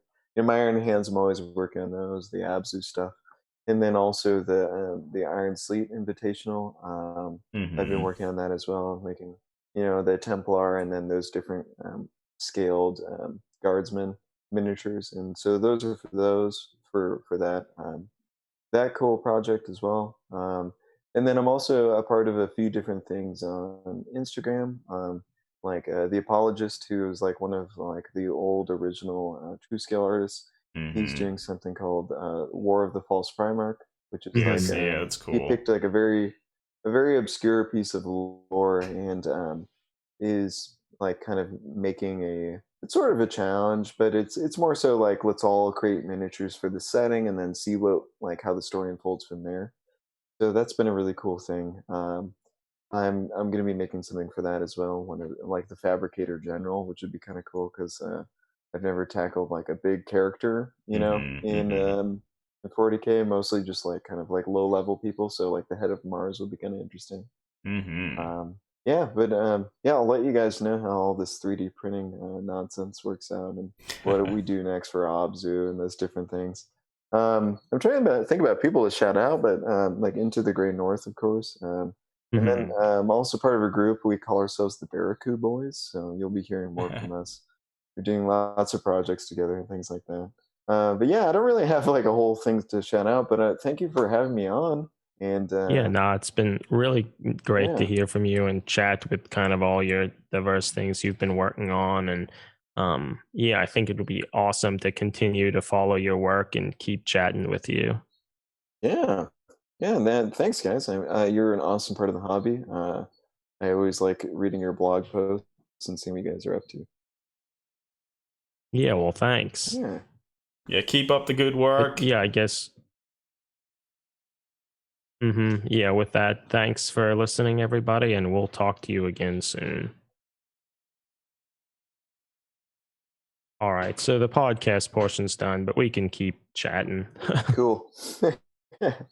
Is this still on Twitch? Is that how this works? It's still on Twitch. Yeah, and for that matter, I should probably go. I'm in the process of moving stuff, but we can keep chatting here. Yeah, all right. What do you guys do? I forgot. You're in science at some we're all kind of doing different things. Like I currently work for the National Cancer Institute, and I'm an electron microscopist. So I now work for the National Cancer Institute, and I take samples, cryo-electron samples from labs across the country and image them for them so they can solve structures of different proteins and such. Oh, that's awesome.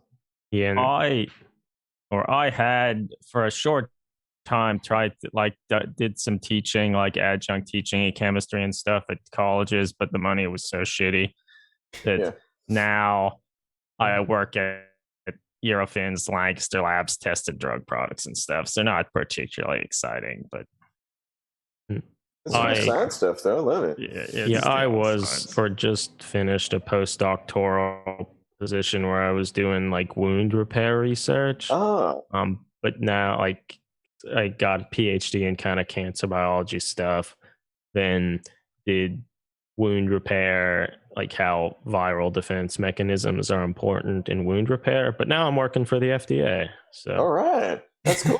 A little different. Yeah, that's interesting. I always love hearing like what people do outside of the hobby. Yeah. Well, so how far Well- are you into the med school process? I'm in my third year right now. Okay. Okay. Yeah, so one more year and then I'm off to residency. I'm going to be doing emergency medicine. Emergency. That's That's okay. exciting. Yeah, but unfortunately, I think I need to go Yeah, man. at this moment. But yeah, feel free to keep chatting between all of you guys. It was great talking with you. Mm-hmm. Yeah, thanks, and we'll keep chatting. And then you guys are in Baltimore, right? So Eric, yeah, he's in Or is Eric in Baltimore. Baltimore? I'm near Baltimore in a place called Savage, Maryland, and then Greg's in Savage. Pennsylvania. So we're all on the East Coast, in and around the same area. Like within 2 hours of Baltimore. Right. Okay. Is not next month, but the month after. I'm going to be in Baltimore for a month. Oh, that's cool. Yeah, I'm going to be doing my medicine rotation. I can't remember what hospital it is, but it's in Baltimore. I'll be living there. So if you guys want to hang out, Yeah, we Yeah, that would be certainly- sweet. Have you been vaccinated? Yeah. I just got my first dose Nice. 2 weeks ago, maybe. And Eric, since he was at the Bloomberg School of Public Health doing his postdoc, he got vaccinated a little while ago. But Eric and his wife Rebecca just bought a house, and so that's what he's going to start moving. So like, could probably be their first guest at the Oh. new house. Yeah. First guest. All right. Would be swell. Mhm. And so are you in like DC Yeah, or I'm in something? DC right now. Okay. Yeah, okay. Is that where you're originally from, or is that California, I just thought, where right? medical school took you? Was Yeah, it I'm from California. I'm from Sacramento, so Okay. NorCal. Yeah. And then got into school over here, so now I'm here. Yeah, I was a Yeah, postdoc okay, I get in that.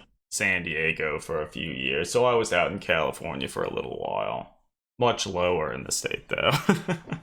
Yeah, it's funny. California is really two different places. Yeah, I mean, it's very different. It's like, I mean, San Diego, you're essentially just, if we weren't on the coast, you'd be in the desert. Like, it doesn't take very long until you're in the desert.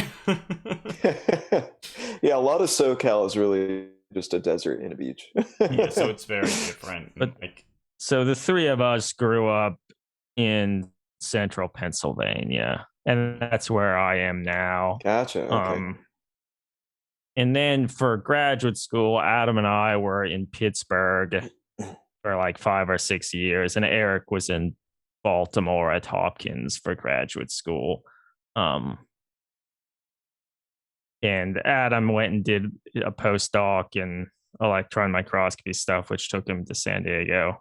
I didn't do a postdoc because you got out Fuck earlier, research. it's probably better. Yeah. Yeah, man, I do Um, not like research. I mean, it can be all right, but a lot of times the stuff doesn't work, and you have to be really passionate about it to try to get it to work. God, man. I mean, I like science well enough, but maybe not that much. It's like that pressure. I like pot teaching, thing, man. though. It's just Yeah. trial and error, and it doesn't work 90% of the time. And you're like, "Fuck." Yeah. Yeah. Yeah, I hear that. Wait, so are you are you still teaching to some extent, or did you leave that like all behind? For my first year so now I've been at this Lancaster Labs testing drug products for almost 3 years now. For my first year, I was still doing some online teaching, but like the schedule at this lab testing thing is inconsistent enough that it would be hard to consistently do online teaching. Though, like, I feel like I would like to go back to teaching because that's more rewarding than like testing the pH of drug products and confirming that they're what you think they are. Yeah, I'm sure. Yeah, I hope that I hope you find a good way to make that profitable, because I know teaching is a hard thing to make work. Yeah. The problem was that I was doing like adjunct sort of things that like they were paying me like $3,000 for a whole semester. Oh fuck! So like a whole semester, That's really like bad. 4.5 months of like, I mean, I hadn't taught. I adjunct for a year introductory chemistry. So I mean, not super hard chemistry, but since I hadn't taught it before, I Takes spent a some lot of time. time like making the lectures and stuff. So yeah, it was basically a full time job that like I got like $700 a month. Oh Like my you god. couldn't live on that. No, dude, that's like a few dollars an hour. That's horrible. They But I really feel like a don't lot of the value. That teaching sucks. positions, like the full time positions, they want you to start your own lab and have A a lot of research them project do, and yeah. stuff. And since I didn't go and do a postdoc, I don't really have a good project to take with me. I mean, maybe I could come up with something, but like I'm not super passionate about that. So like I would want something that was just teaching, but a lot of universities want you to do research because that brings in grant money, which they take for profit. Yeah, Yeah. yeah. I was a part of that world briefly. I did trauma research at UC Davis, and it was a lot Okay. of like causing trauma to mice models, and then like Mhm. looking at them in the microscope and doing like all like the different stains for different things, and we were connecting it to like immune system properties, and how like these like blood clots would form after trauma was induced. So it was Yeah. interesting, but like at the same time, it's like, oh my god, I'm so fucking sick of taking these like slides and staining them and different washing. Yeah. Oh, it Yeah. killed me. Wasn't Yeah. into it. Yeah, I get that. you have to be a certain sort to really want to do a lot of that stuff. But Yeah, and then you have to be really crazy to do MD, PhD programs. And just Yeah, be yeah. Then truthful. you have to like hate yourself. You have Yeah, to but like hate yourself. It's like, oh, I'll start med school, be there for 4 years or 3 years, and then I'll go and do the PhD part of it. Take like 3 4 years, then come back. All of my friends from med school have gone on, so they're not there anymore. Like, yeah, it's just yeah. Yeah, I could. Oh man, yeah, you have to be like a very specific person, but then you get to be yeah, called Doctor, so that's cool. yeah, yeah, yeah. But yeah, yeah. It's funny. That's why I'm interested in emergency medicine. It's a lot more just medical problem solving as opposed to Mhm. going through the research and doing all that kind of stuff. yeah, We're glad to have you in that field. I'm sure the world will be a better place with you. Oh well, I don't know. We'll see. I think- yeah. I think it Don't will. speak yet. I haven't been a doctor yet. You're well on your way. Yeah. You're well on your way. Thanks, guys. Well, regardless, we look forward to seeing more of your work on the miniature related side, and well, hopefully we should try and collaborate with something in the future as well. Like I have one of your Yeah. little casts of your little Mark II armor. I've been thinking about what to do with it. Like I Yeah, can make you something gotta make cool something with out it. of it. Yeah. Yeah. I'm looking forward to see what you do. Yeah, we need to do some sort of collaboration. Yeah, I liked building the one you sent me. Mm-hmm. Making that to an Iron Hand. That was really fun. Yeah. I don't know. Oh, I'm surprised you have any time to build models at all with medical school. God, I'm too. You can always sleep less, right? That's true. Yeah, Just sleep yeah, when you're but dead, I after a guess. while, like that starts taking a toll. But that starts taking a toll. Yeah. And it's funny, like so for medical school, the first 2 years are like a lot of book learning class. Like college times 10. Yeah, college, but like times 10. It's like on steroids, everything is way more difficult. You have to learn more in a shorter period of time. But then the second 2 years are you're in the hospital, and there's a lot less of the like class part. You Yeah. still have to take tests, but a lot of the tests, a lot of what's on the test, you actually learn in the hospital, which is really cool. So like the second 2 years, like I've just been enjoying that infinitely more. I'm not Okay. I'm not great at the classroom stuff. I'm pretty crap at that, but I survived it, and now I'm into the part that I enjoy a lot more. So sometimes I have more time now, depending on the rotation I'm on. As a Yeah. medical school, you try a bit of everything, Yeah. So like during the surgery rotation, you have like no time to do anything. You know, Yeah. you have to wake up at 3:30 in the morning, and then like get into the hospital, and then like you do surgery crap all day, and then you come home, and then you go to sleep and do it all again. Like Yeah. it's not a life I could ever live. But yeah, during that Yeah, time period, no models came Yeah, out Yeah. for my stuff. But well, to touch on the point about like the 2 years of being large like classroom stuff, like I mean, what does it even matter that you probably had to memorize all the steps of glycolysis? Like, how does that even help you to remember the hexokinases Oh my first god. enzyme? Like, Yeah, like learning the I mean, Krebs cycle you again. showed them that, yeah, you showed them that you could do it, but like, if you need to know that stuff, you can look it up. Yeah, it's so funny because it's such an artifact of like the old way of doing things. Where like I don't know why I went to college for 4 years to get a biochemistry degree to like learn it all again in med Mhm. school. You know, Yeah. it's like why no, get to the point, get to the things that are the what I need to know actually, the things that will be applicable. Like yeah, I don't need to relearn glycolysis. I don't need to relearn the electron chain and like the Yeah. how mitochondria work again. Oh man. Yeah. It's important for the MD PhD guys, but how many of those are there? There's like 4 a class. Like, Yeah. Yeah. No, but it's even kind of them, silly. like whatever they end up focusing on, it'll probably be very narrow, and like most of the stuff they won't need to know Incredibly anyway. specific, yeah. So yeah, Yeah, exactly. And most of that stuff won't even come up again. Like they don't do research on like the Krebs cycle. So they don't. Yeah, or probably not.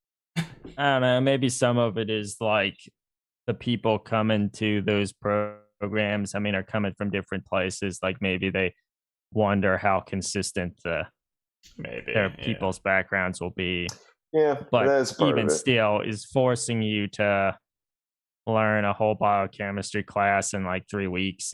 Are you doing a good job of learning it there? Like Oh, probably man. not. So Yeah, it's funny, and there is stuff that is applicable to it in medicine. Like there are a lot of very strange and rare diseases that have to do with like No, I each mean that's step true. in Yeah. glycolysis and stuff like that.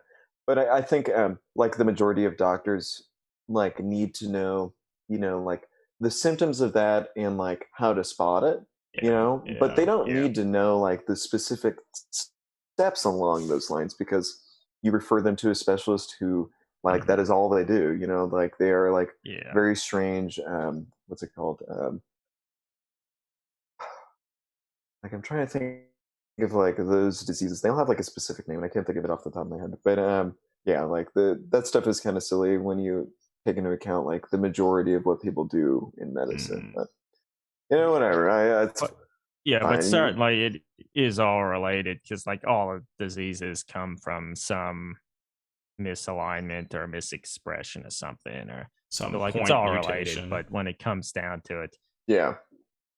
you probably don't need to know a lot of that to do most of your work. Oh no, no, absolutely not. You need to have a cursory understanding of it, but that's it. Like, and it's just something to keep in the back of your head. But it's not something to focus on either, because then people like there's a saying. There's a saying in medicine: when you hear hoofbeats, you think of horses, not zebras. So you're supposed to think of the common things being common. You think of those first, and then the weird stuff. So it kind of puts you at a disadvantage to like focus so much on the weird stuff, because then you start thinking about that more than the common. Yeah, that's true. That's true. Yeah, so that's interesting. It's a weird little paradigm, but yeah, no, it's fine though. Like med school's tough, but it's okay. It's survivable. Well, that's good. I'm glad you're you're doing doing well. Yeah. I'm getting some bad senioritis though going into my 4th year. I just want to get the hell Be out done. of here. Get paid for once. Yeah. Graduate school for biology was a little different. Like the first year you took some classes, but then largely you were in a lab doing research, designing experiments. So it was more like it felt like it was just a job. You were doing research. Yeah, that's cool. you weren't really taking classes. Unfortunately, they were paying us too. I mean, not a huge amount, but enough to live. So like, Yeah, it was okay. it was pretty all right. Yeah, it's better than I think that's definitely better than medical school where you pay them and then A lot of money. a lot of money to do a bunch of crap. Yeah. Yeah, To be miserable for a while. yeah, really. Gosh. Yeah, it's so funny because they the rates of depression and stuff like that are like really high in medical school classes because of like all those reasons. Hmm.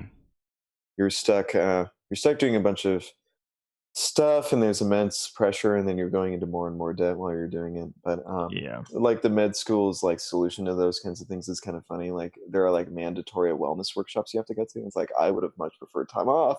Yeah. You know? Like I don't want to journal about how I'm feeling. Yeah. I'm feeling bad. well- You know that. Yeah, you know that. Let me go on a fucking hike alone, Yeah. not have to think about you guys for a while. Yeah. Well, I guess I will say in graduate school as well. Like, I mean, it's a different thing, but like everyone I knew had some sort of mental illness. Yeah. And if And- they Yeah. didn't beforehand, they did Yeah, once they were done.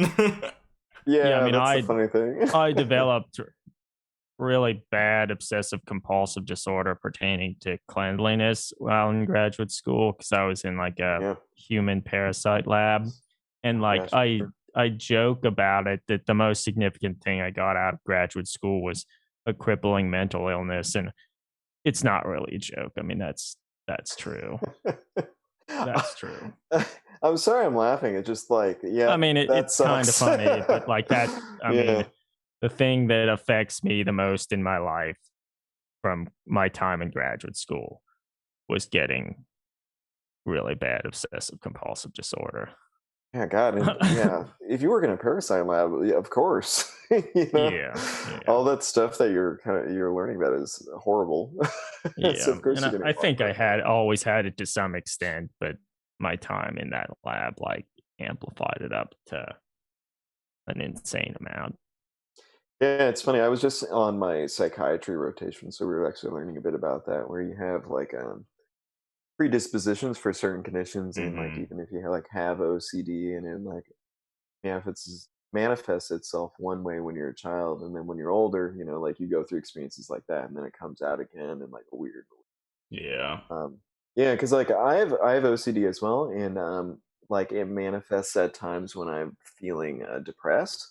Mhm. And so, like, it's very specific, intrusive thoughts that happen. It's not necessarily like Yeah. I don't wash my hands a lot. It's not that kind of OCD, but it's like yeah, those intrusive thoughts that happen. But yeah, it's funny in medical school because you just like everyone I knew was depressed at some point during medical school, and like I was very down last year Mhm. because I didn't do very well on this big standardized test for medical school called Step One. I did really poorly on it.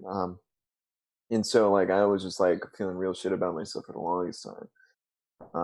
For like the whole year, and the Yeah. year leading up to it as well. So yeah, crippling crippling mental illness definitely happens with graduate programs. It's definitely a shame. Yeah. And- Yeah, so I I mean, guess 'cause- that's something like mental health is a serious thing and it should be taken seriously, and I feel for a long time people just weren't one to talk about it, and I feel like that just made it worse. Like the reason I didn't go into a postdoc was because for my mental health, like I couldn't keep being in a parasitology lab. Like yeah. I would be dead. Like I know I would be. Like Yeah. I don't do any hobby work mainly because of my OCD. Like I would feel like, oh, I was in the lab one day and like felt dirty, and if I'd get home and do stuff with my hobby stuff, like I'd feel like I contaminated and want to throw it all away. So like I don't paint, don't build anything. Like that's all Adam and Eric. Like I don't. Yeah. I mean, maybe 3 years ago, after I left graduate school for a short time, I tried to start building and painting again, but that I found other things to be bothered by. So like, yeah, bad news. Thanks, graduate school. Oh man, yeah. I'm sorry to hear about that. That's really tough.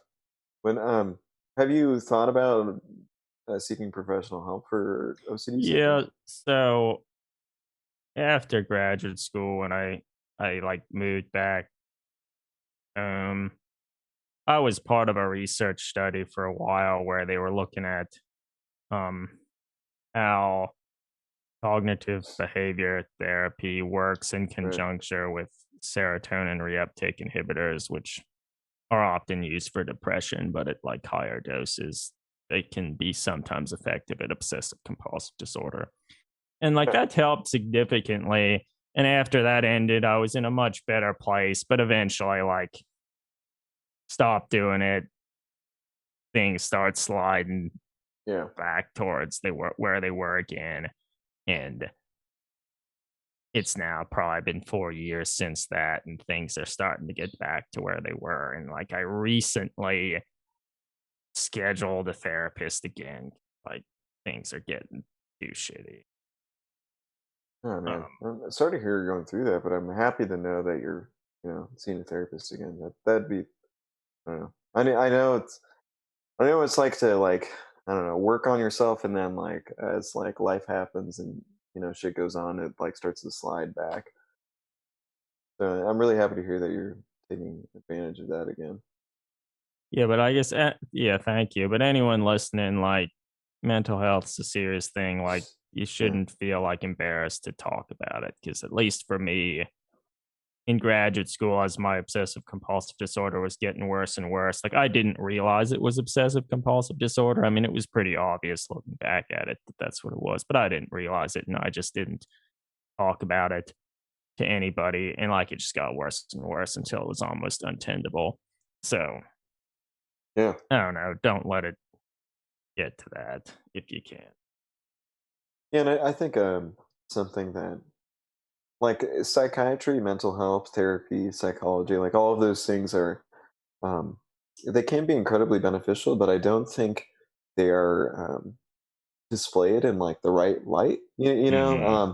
Like there's all these weird ideas and like weird things about people, like the stigma against taking drugs for depression and stuff like that. It's so prevalent for people to be like, "Oh, I want to feel better, but I don't want to take any medication to do it." Like there's no shame in any of those things. Yeah. Like you only have one life to live, and if you're depressed for half of it, then Yeah. like, Yeah, why can't you do like, that when someone can help you, you know? And those things are very effective, like SSRIs, CPT, like different therapies. so the stuff that I was taking, I don't think helped at all. But now I'm to the point, like, fuck, my like life is miserable enough all the time that like if I can get something that makes it like levels me out a little bit, like, fuck, I want it. Yeah, absolutely. And another thing, kind of a misconception about like psych drugs and depression medications is that if one doesn't work, you can switch to another one, and there's like a whole line of Hmm. medications that they kind of go through for each patient. And like they know that like you're going to try one and it won't do much, like it'll make you feel a little bit better, but it won't like solve the problem. And like none of them will like completely erase depression, but you Yeah. can find one that works best for you, because they are different. Yes. Even if they Yeah. work on the same mechanism in your brain, that doesn't mean that each formulation won't affect you differently. Yeah. I mean, everybody is very different. I mean, just like with all the talk about like the COVID-19 vaccine, like everyone's different.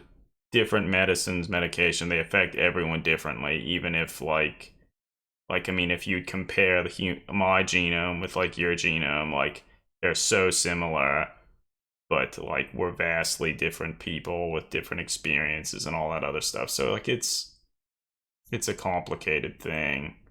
Um. And even more so when you get into like the workings of the mind. Oh yeah. And all these medications, like we don't know how psychiatric drugs work. We have like Yeah. ideas, but like even like for SSRIs, for instance, they like we know that mechanism isn't like how it works. uh, like we know they block serotonin reuptake, but they also take 4 weeks to work, and Well, so yeah, like yeah. So that was the thing yeah, when I started. the therapy, like before I started the therapy portion of this, like I was put on, it was Celexa for I think it was a month before I actually started the therapy because, like, yeah, oftentimes, Yeah. like, they take a while before if they are gonna show an effect to do it, and um, yeah, Yeah, and that's Interesting. you can actually tell if someone is more affected by the placebo effect. Because if you give someone an SSRI and they say they start feeling better in a couple days, like it wasn't Yeah. the actual yes, medication that did that. It was like the placebo of taking something for your mental Yeah, health they're to help them more. perceived. Yeah, but at Yeah. the same time, like whatever works. Whatever. That's Yeah. yeah, great. yeah, yeah. Yeah, Yeah.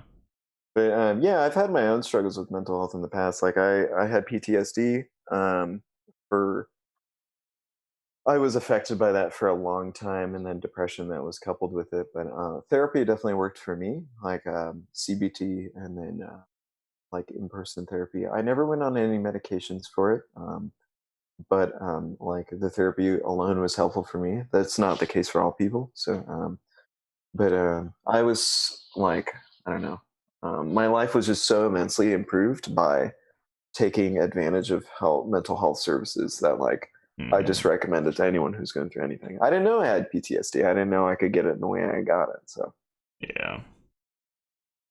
it's interesting. Yeah, sorry I'm tearing up a little bit. Mental health is just important, and all those things No, are I mean, I feel like close to my chest. it's something that should be talked about more, and so we've certainly talked with other hobbyists and stuff, and that was sort of a topics like this were things were considering eventually talking about on the podcast, because I feel things like this affect probably just about everyone, and the more At least like in some capacity. yeah, the more like you're willing to like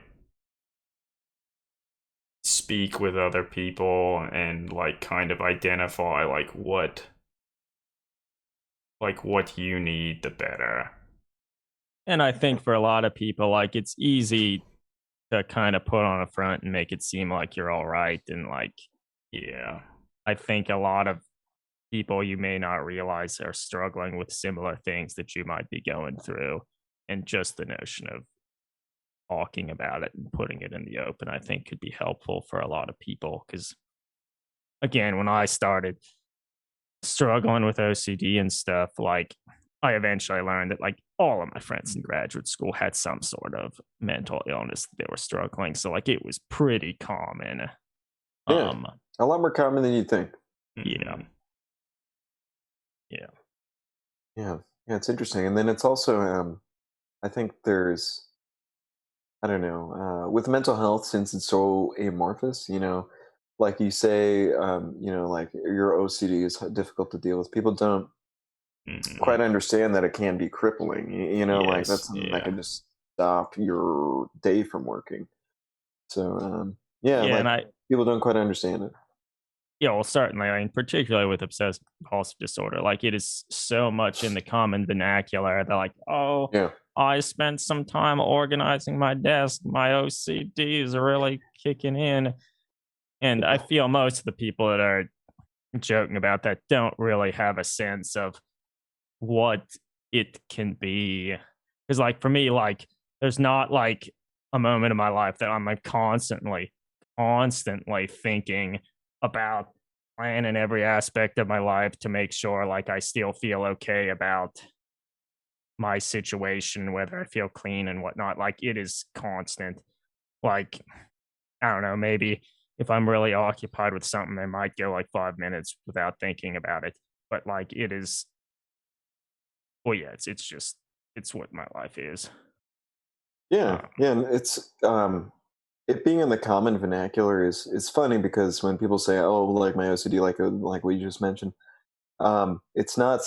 They're not actually speaking about the disease. They're speaking about Hmm. obsessive compulsive traits, which is something else. yeah, Like the need for organization isn't obsessive compulsive disorder. It's just a trait related to Yeah. yeah, obsessive compulsive personality, which is a different thing. and people don't realize that OCD involves intrusive thoughts Mhm. and like Yeah. unwanted thoughts, and so Yes. like people can really be held hostage by those aggressive thoughts, like as of course I'm sure you know. And yeah, my OCD, I didn't realize it was OCD, but I had intrusive suicidal thoughts, and Okay. but like without a desire to kill myself. So it's like Okay. it's it is that disorder, but like my brain, did it differently, and it was horrible feeling like those things were oppressive and constant, Yeah. um and so like I never had like outward expressions of it, like Hmm. I did have compulsions, like that's a part of OCD, Mhm. but they Yeah. weren't necessarily like I had to have things organized or whatever. So like a lot of people don't realize that those diseases, even if the common vernacular means one thing, they're actually something else, and a lot more people have them than you'd think. And Yeah. they're you can't get help for it. I mean, yeah, so Yeah. many people have dealt with this. Like people have come up with either like routines or thought processes, medicine. So like, yeah, you're not alone, and I mean that's good. It's good that we're at a point where there are systems in place to discuss things and kind of work to like better yourself.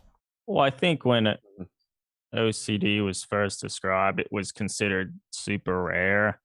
But like Mm, now, like tons of people have it. It's just they didn't quite realize the extent of it.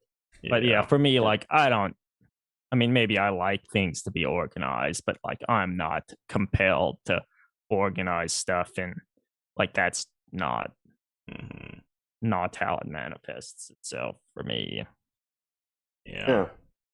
Yeah, I think it's interesting. And unfortunately, we have like a strange idea of masculinity in the West that like Oh you yeah. Yes. can't be like mentally, like impaired in any way. But I mean, I don't know. I think that's so silly. And I'm so happy that Yes. we're moving towards a culture where like bettering yourself is more manly than like Yes. like being pretending like you don't have feelings, which is so strange. Yes. Yeah.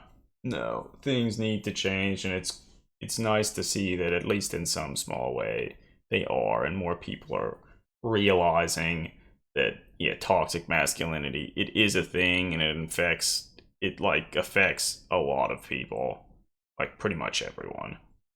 Yeah, yeah, that's in ways that you like don't even Yeah. think about it. Yeah, like I've never hugged my dad. Like it's like stuff like that where you get to like an older generation that don't express, Hmm. like how they feel.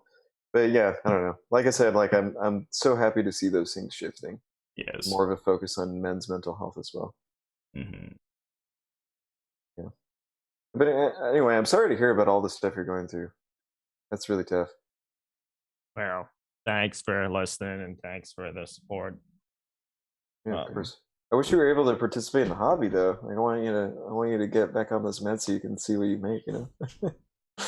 well, That's I selfish wouldn't. of me though. Yeah, Yeah. I wouldn't be good. That's I mean, okay. Whatever. it doesn't matter. Yeah. Well, I mean, you help with like Oh upkeeping the yeah, blog and writing background and all sorts of stuff like that. So yeah. there's So still ways to, I still have a role, but like yeah, it's not making the cool models. that's okay. Also, Yeah. maybe we should. We've been going on for a while now, like over 2 hours. So like maybe we can call the stream here. Yeah, sure. We discussed a whole bunch of stuff. Was it was a good time. Thanks again, certainly for joining us, and good to hear your perspective on things. And we hope to have you back, hopefully in the near future, to discuss who knows what. There are lots of things we could talk about. Yeah, well, thanks for having me on. Yeah, I'd love to come back. It's good talking with you guys. Yeah, Certainly. well, yeah. Thanks everybody for listening and being here. And um, if you are struggling with like mental health issues, really There's try and help, yeah, there is and help. Hmm. hell, I mean, if you have to reach out to us, like I'll certainly listen and help. Certainly, me too. You But can always DM me. Yeah. but Oh it's yeah. not a sign of weakness to admit that you need help. Yes. Right, absolutely. Well, yeah, thanks everybody, and we will talk to you again soon. Over and out. Over and out.